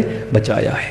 فرمایا اے میرے حبیب، قرآن کی آیت آئی، جبرائیل نازل ہوئے رسول خدا پہ، اے حبیب جعفر کا شکریہ ادا کرو۔ جعفر تیار فرمایا کیوں پروردگارا؟ کہ ابھی دین اسلام آیا نہیں تھا، لیکن اس کے اندر وہ عادتیں تھیں جو اسلام نے بعد میں بتائیں۔ اللہ شکریہ ادا کر رہا ہے، بھئی اگر میں اچھا بنا تو میں اپنے لیے بنا نا، اللہ کا کیا فائدہ؟ لیکن وہ خدا اتنا محبوب ہے، اتنا اپنے بندوں سے محبت کرتا ہے کہ اگر تو اپنے وجود کو بچاتا ہے تو خدا تیرا شکریہ ادا کرتا ہے۔ رسول خدا جناب جعفر کے پاس آئے کہ جعفر خدا تیرا شکریہ ادا کر رہا ہے، اب بتا تو صحیح تو نے ایسا کیا کیا کہ اللہ کو پسند آئے؟ کہنے لگا یا رسول اللہ میں نے دوران جاہلیت میں کبھی شراب کو منہ نہیں لگایا، میں نے کبھی زنا نہیں کی، میں نے کبھی بت پرستی نہیں کی، کیونکہ میرا عقل گواہی دیتا تھا یہ چیز انسان کے لیے کیا ہے؟ نقصان دہ ہے۔ رسول خدا نے جعفر کے کاندھے پہ ہاتھ رکھا کہ جعفر خدا جنت میں تجھے 2 پر عطا کرے گا، جن پروں کے ذریعے سے تو پرواز کرے گا۔ یہ گھرانہ عشق کا گھرانہ ہے، محبت کا گھرانہ ہے، اور واقعاً اہل بیت جزا دیتے ہیں۔ اہل بیت کا ایک غلام ہے، نام ہے جون، سنا ہوگا آپ نے کئی بار۔ ابو ذر کا غلام تھا، ابو ذر نے رسول کو بخشا، رسول کے بعد علی کے گھر آیا، علی کے بعد مولا حسن کا غلام بنا، امام حسن کے بعد امام حسین کا غلام بنا، پوری زندگی غلامی اہل بیت میں گزاری۔ بھائی تصور کر دیئے ایک بندہ 90 سال تک در اہل بیت کا غلام رہے، اسے تو فخر ہونا چاہیے نا کہ میں تو اب پکے کا پکا جنتی ہوں۔ ہم 4 نمازیں پڑھ لیتے ہیں، کہتے ہیں بس جنت تو بس میرے ہاتھ میں ہے نا، جبرائیل تو آپ جلدی لے جا مجھے۔ 90 سال کا بوڑھا مولا حسین کے خیمے کے قریب آیا کہ مولا حسین ایک کے بعد ایک اصحاب آپ کے شہید ہو رہے ہیں، مجھے بھی تو اذن جہاد دیجیے۔ امام نے فرمایا کہ جان تو نے غلامی کا حق ادا کر دیا، تو بابا کا غلام، تو بھیا کا غلام، تو نانا کا غلام، تو نے میرے گھر کے بچوں کو پالا پوسا بڑا کیا جان۔ حسین نے تجھ سے فریض جہاد اٹھا لیا، اور تیری زندگی میں حسین تجھے گواہی دے رہے ہیں کہ اللہ نے تجھ پہ جنت کو واجب کر دیا۔ اب اگر تو میری آواز کو سنے بھی نہ، حل من ناصر، تجھ پہ جہاد واجب نہیں، جان جا اپنی زندگی کے آخری لمحات سکون سے گزار۔ اس نے ایک جملہ بولا کہ مولا حسین کہیں اس لیے تو مجھے اجازت نہیں دے رہے اس پورے لشکر میں رنگ کا کالا ہوں؟ یہ لوگ بولتے ہیں میرے بدن سے بدبو آتی ہے، کہ یہ سننا تھا، حسین نے گلے سے لگا لیا، جان تو کیسی باتیں کر رہا ہے، اس گھرانے میں رنگ و نسل میں یار نہیں رکھتی، میں تجھ سے محبت کرتا ہوں جان، تجھے حسین مرتا ہوا دیکھنا نہیں چاہتا۔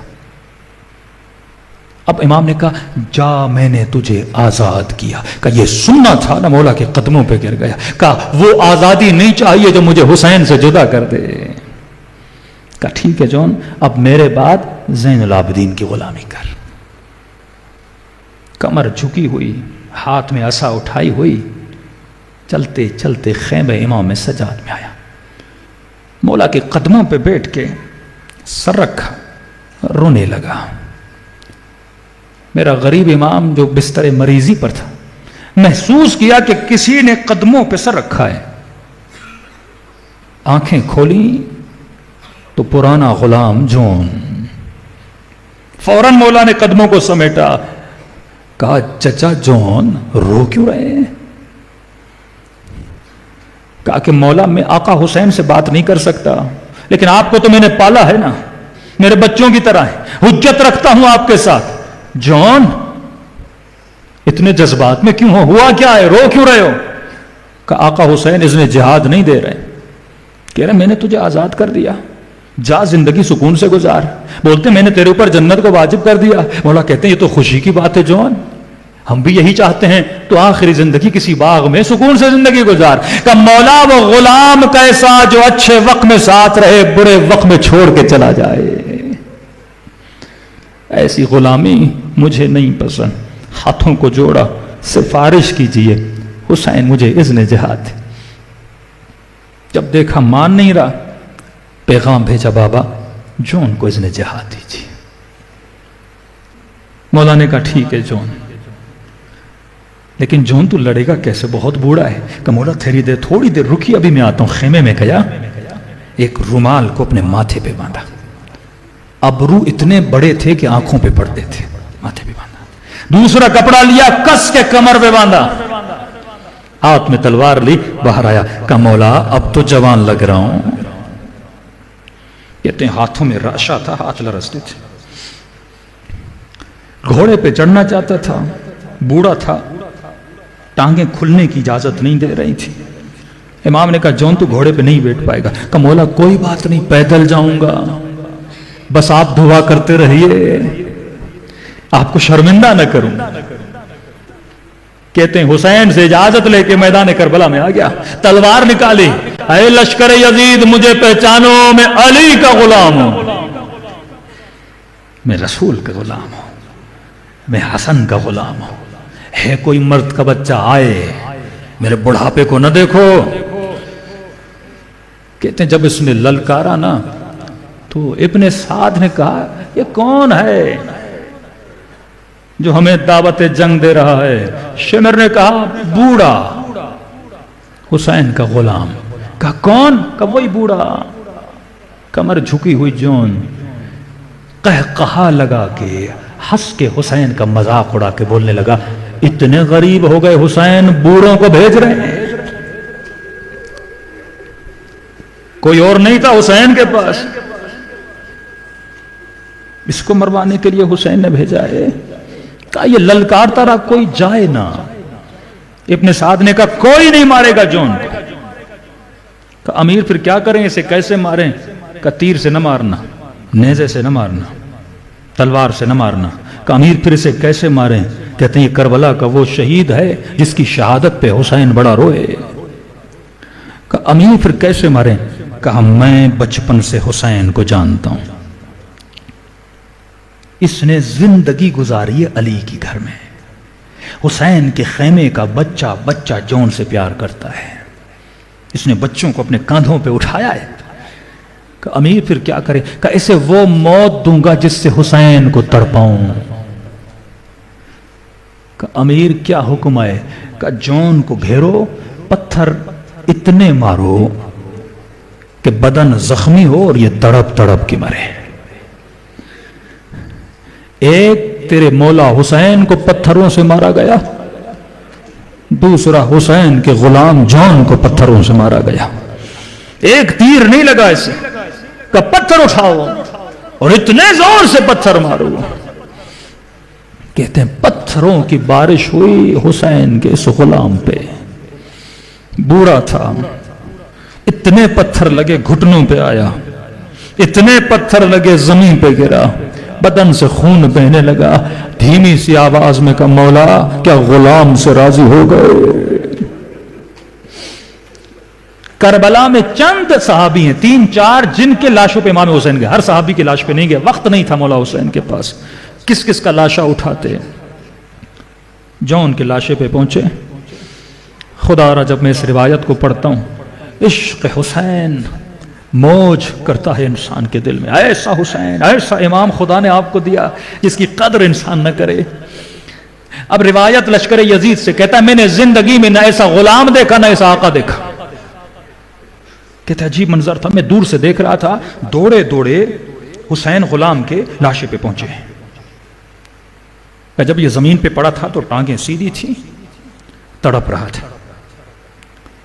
کہتا ہے حسین نے اس کا سر اپنی گود میں رکھا. کہتا ہے جون کی آنکھیں کھلیں، یقین نہیں آ رہا تھا کہ حسین میرے لاشے پر آئیں گے. کہتے جیسے آنکھیں کھلی نا، اب بدن اتنا زخمی تھا، جون ادب کے مارے کھڑا نہیں ہو سکتا تھا. اس نے جلدی سے پاؤں کو سمیٹنا شروع کیا. حسین نے کہا استریح جون، سکون سے لیٹا رہے، تو نے ادب کا حق ادا کر دیا ہے. کہتا ہے مولا معذرت چاہتا ہوں، آج تک نہیں ہوا آپ بیٹھے ہو اور غلام سویا ہوا ہو. لشکر یزید کا سپاہی کہتا ہے میں نے عجیب منظر دیکھا. حسین نے سر گود میں رکھا، کہا غلام میں جتنی طاقت تھی اس نے اپنا سر خاک کربلا پہ پھینک دیا. کہا حسین نے پھر لیا، پھر گود میں رکھا. کہنے لگا مولا یہ گود غلاموں کے لیے نہیں ہے، میرا خون نجس ہے. کہتا ایک مرتبہ نہیں 6-7 مرتبہ یہ منظر ریپیٹ ہوا. وہ سر خاک پہ پھینکتا تھا، حسین گود میں رکھتے تھے. وہ سر خاک پہ پھینکتا تھا، حسین سر گود میں رکھتے تھے. یعنی آخر تک راضی نہ ہوا کہ اپنا سر حسین کی گود میں رکھے. مولا یہ گود علی اکبر کے لیے بنی ہے. ہر غلام یہی سوچتا تھا میرا سر حسین کی گود میں، لیکن جب میرے مولا زمین پہ گریں گے حسین کا سر کس کی گود میں ہوگا؟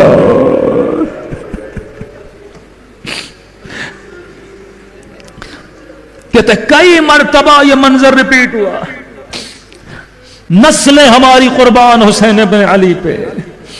اس امام کو کوئی ناراض کرے جو اتنا کریم ہے، جتنے اتنی قربانی دی تاکہ تیرا دین بچے، تیرا حیا بچے. کہتا ہے میں نے زندگی میں نہ ایسا غلام دیکھا نہ ایسا آقا دیکھا.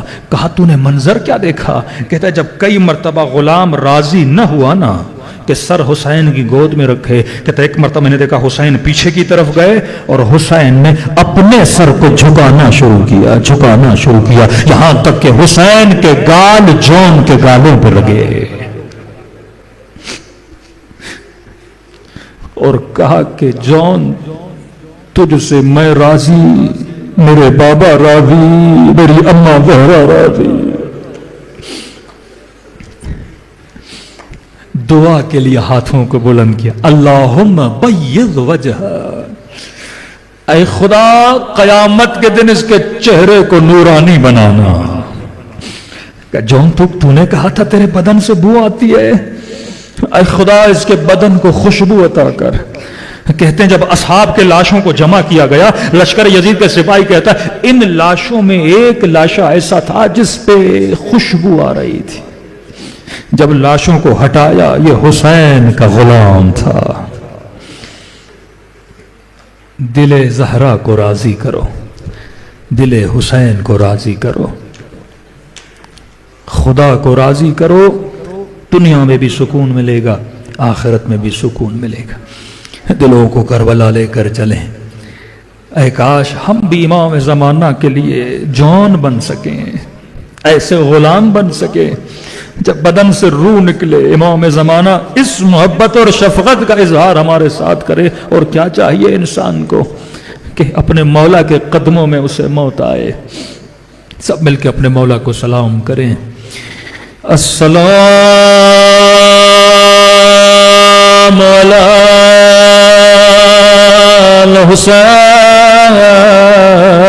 الحسین وعلی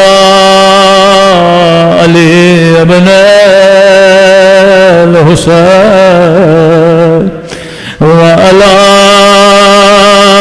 اولاد وعلی اصحاب.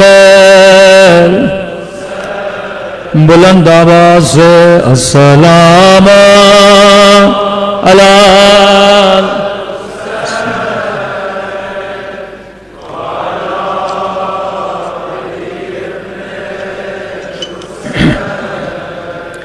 وعلی اولاد وعلی اصحاب. خلوص دل سے السلام علی الحسین وعلی علی ابن وعلی اولاد وعلی اصحاب. میرا سلام ہو زینب کی اجڑی ہوئی چادر پہ.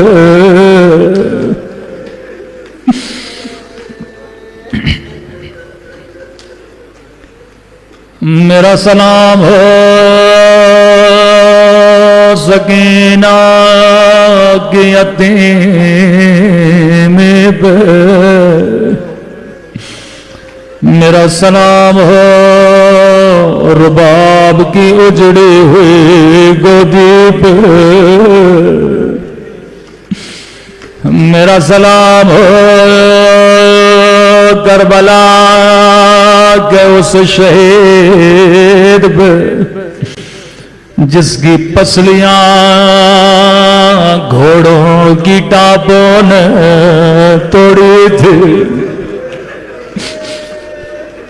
ایک گھوڑے سوار ابن سعد کے پاس گیا، کہنے لگا ابن سعد جب میں حسین کی لاش پہ گھوڑا دوڑا رہا تھا مجھے پسلیوں کے ٹوٹنے کی آواز سنائی دے رہی تھی.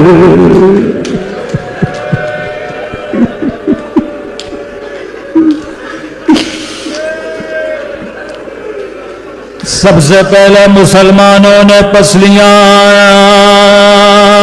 مدینے میں توڑی.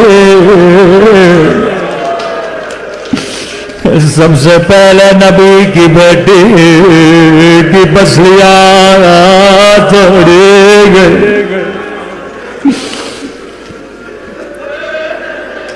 کربلا میں 2 شہیدوں کی پسلیاں ٹوٹی. ایک امام حسین، سنو گے دوسرا شہید کون؟ اس کی عمر 13 برس. دائیں طرف کی پسلیاں بائیں طرف چلی گئی. یہ حسن کا یتیم قاصد تھا. کسی نے کہا مولانا کربلا میں مولا حسین کی پسلیاں بھی ٹوٹی، قاسم کی پسلیاں بھی ٹوٹی، دونوں پسلیوں کے ٹوٹنے میں فرق کیا تھا؟ میں نے کہا ایک ہی فرق تھا، مولا حسین کی پسلیاں تب ٹوٹی جب مولا شہید ہو گئے تھے، لیکن قاسم ابھی زندہ تھا۔ بائیں طرف کی پسلیاں بائیں طرف چلی گئے،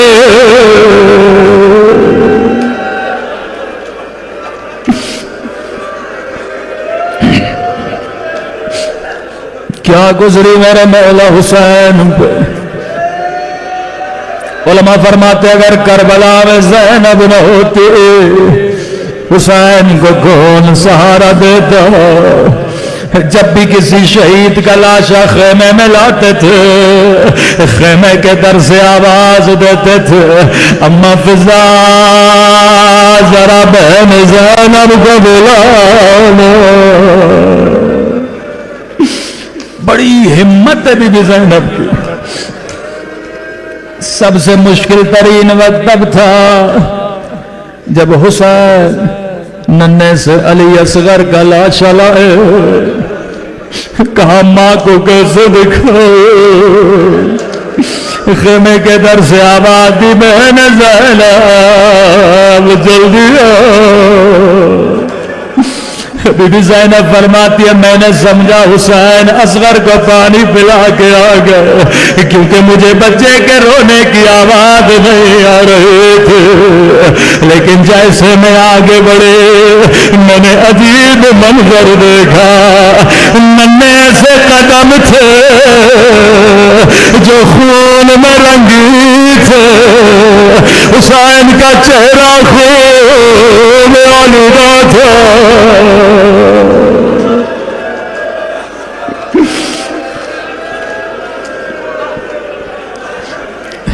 جب قاسم کا لاشا لائے کہ اما فضا بہن زینب کو بلانا، بی بی خیمے کے در پہ آئے، جی حسین، فرمایا زینب قاسم کا لاشا لایا۔ بہن نے روکے کہا حسین تیرے ہاتھ تو خالی ہے، لاشا کہاں ہے؟ فرمایا بہن زینب یہ جو گٹھڑی میری پیٹھ میں دیکھ رہی ہے اس میں قاسم کی لاش کے ٹکڑے۔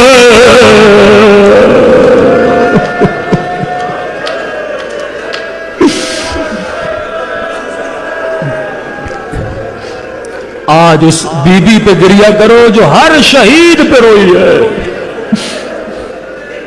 عقیلۃ العرب کا جس بھی شہید کا لاشا آتا تھا پہلے بی بی زینب لاشا لیتے تھے، خیمے میں لاشے کو لے جاتے تھے، کبھی قاسم پہ ماتم کرے، کبھی علی اصغر کا ماتم کرے، کبھی علی اکبر کا نوحہ پڑے، ہر شہید پہ رونے والی بی بی زینب۔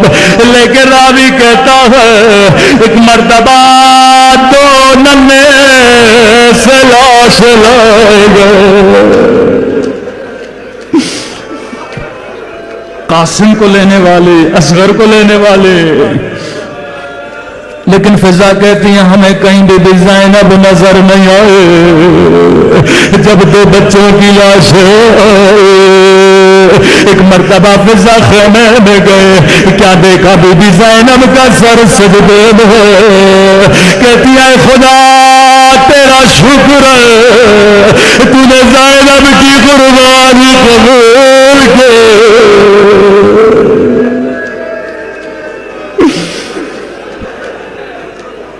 کبھی بھی اپنے بچوں کو نہیں دیکھو گے، اشارہ کیا فضا چلی جا خیمے سے۔ ایک مرتبہ بھی بچوں کے لاشوں پہ نہیں آئے، ایک مرتبہ بھی اونا محمد پہ گریہ نہیں کیا۔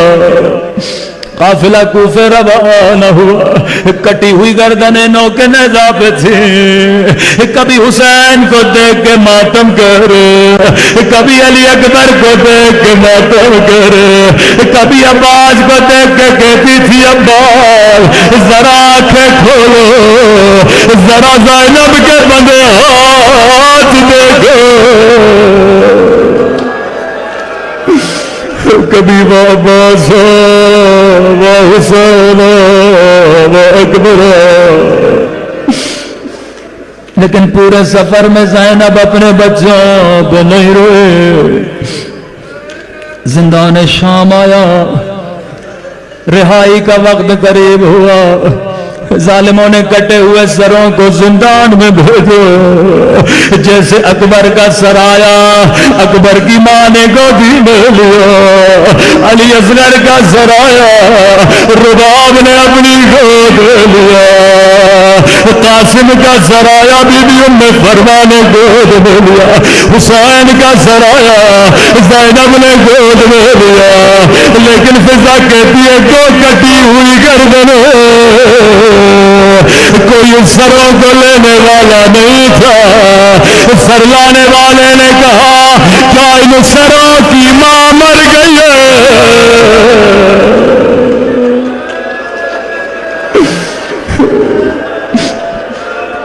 فضا نے کہا نہیں، مجھے وہ ان کی ماں میں۔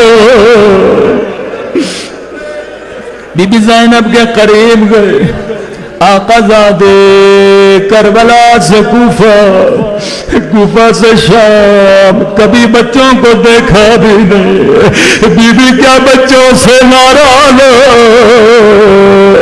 کوئی ناراضگی ہے؟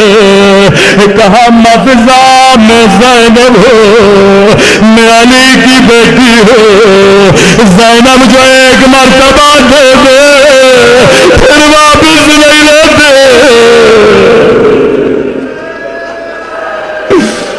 میں قربان بی بی زینب۔ قافلہ کربلا پہنچا، کبھی حسین کی قبر پہ گریا کرے، کبھی اکبر کا نوح پڑے، کبھی نہر فرات پہ عباس کا ماتم کرے۔ فضا کہتی ہے کربلا میں بھی بچوں پہ گریا نہیں کیا۔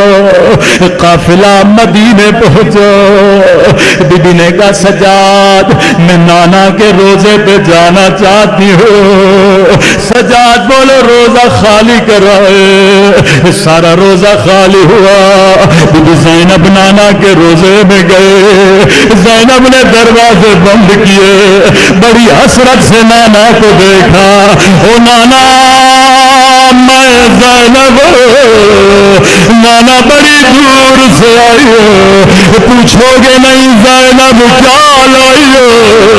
او نانا تیری امت نے بڑا اجر دیا، ایک مرتبہ سر سے چادر اتارے، کلائیوں سے کپڑا ہٹایا، او نانا میری کلائیاں دیکھے، او نانا سمر نے تازیاں لے والے، او نانا میری چادر چھینے۔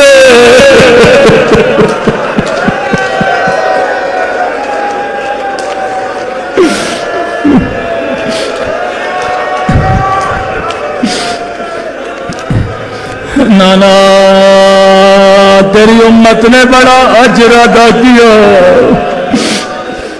نانا میرا حسین مارا گیا، نانا میرا اکبر مارا گیا، نانا کے روزے پہ بھی زینب بچوں پہ نہیں روئے، نانا کے روزے سے باہر آئے سیدھا جنت البقیع گئے، باقی قبر پہ بی بی نے کوئی لمبے مصائب نہیں پڑے۔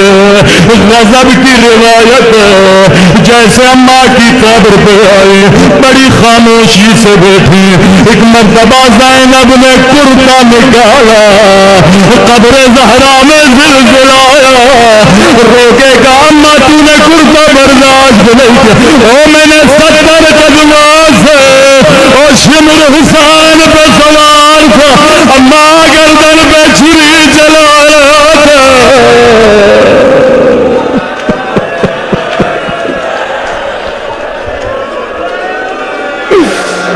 اما تو نے کرتا برداشت نہیں کیا؟ زینب سے پوچھو زینب پہ کیا گزرے؟ کسی نے آواز دی بی بی زینب عبداللہ بلا رہے،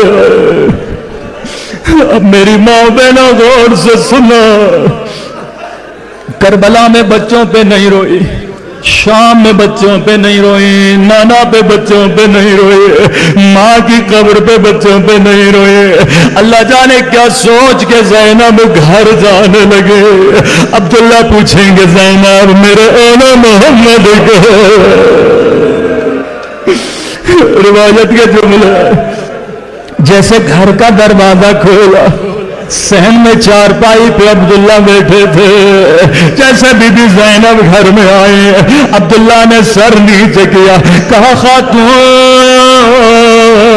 وہیں رک جا، میری بیوی گھر میں موجود نہیں ہے۔ کہا عبداللہ تو نے نہیں پہچانا، ارے میں زینب، او عبداللہ میں اجل گئے، میرا حسین مارا گیا اور میرا اکبر مارا گیا۔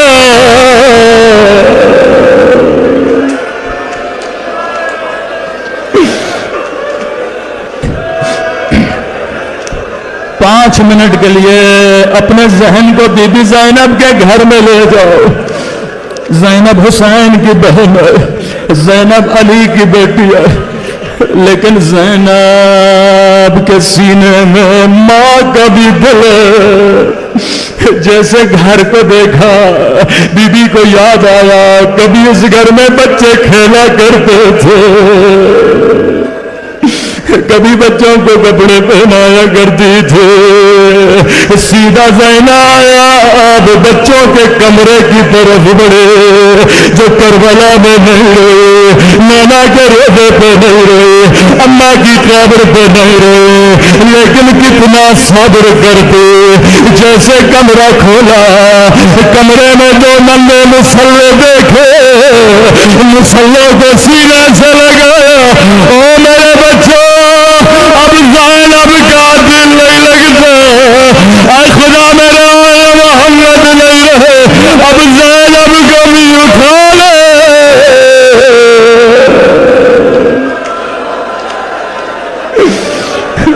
اے خدا کتنا صبر کرتے، زینب بھی ایک ماں ہے۔ اے خدا تجھے سیدہ زینب کی اسیری کا واسطہ، تجھے بی بی کے دو بچوں کا واسطہ، تجھے سیدہ فاطمہ زہرا کی ٹوٹی ہوئی پسلیوں کا واسطہ، ہمارے مولا اور آقا امام زمانہ کا ظہور فرما، ہم سب کو مولا کے آوان و انصار میں شریک فرما، ہمیں ایسا بنا جیسا ہمارے امام زمانہ ہمیں دیکھنا چاہتے ہیں۔ خصوصی دعا ہے، کئی مومنین بیچارے اسیر ہیں، خدایا تجھے امام موسیٰ کاظم کی اسیری کا واسطہ، شیعیان اہل بیت کے پاس سوائے اہل بیت کے کوئی وسیلہ نہیں ہے، اے خدا تجھے کربلا کے اسیروں کا واسطہ، یہ جوان یہ بچے جو عاشق علی ہیں جتنے بھی اسیر خدا انہیں رہائی عطا فرما، دشمنان اہل بیت کو نیست و نابود فرما، ہمارے مولا کا ظہور فرما، ہم سب کو مولا کے آوان و انصار میں شریک فرما۔ ایک مومنہ بیمار ہیں، التماس سے دعا کہا ہے، خدایا فضا نام ہے، ان کو بھی جتنی بھی ان کی شرعی حاجات ہے اپنی بارگاہ عالی میں قبول فرما۔ پروردگارا بحق محمد و آل محمد جو بے اولاد ہیں، جو اولاد نرینہ کی خواہش مند ہیں، انہیں اولاد نیک و صالح عطا فرما۔ پروردگارا یہ دعا، یہ زیارت، یہ گریہ اپنی بارگاہ عالی میں قبول فرما، جو زیارات کے متمنی انہیں زیارات عطا فرما۔ 40 سامنے ہے خدایا، جو 40 کی زیارتوں پہ جائیں گے ان کے جان مال ناموس کی حفاظت فرما۔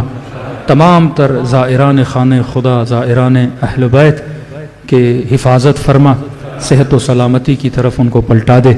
اے خدا جوانوں کی غیرت کی حفاظت فرما، ماں و بہنوں کے حیا کی حفاظت فرما، ہم سب کے صغیرہ کبیرہ گناہ معاف فرما.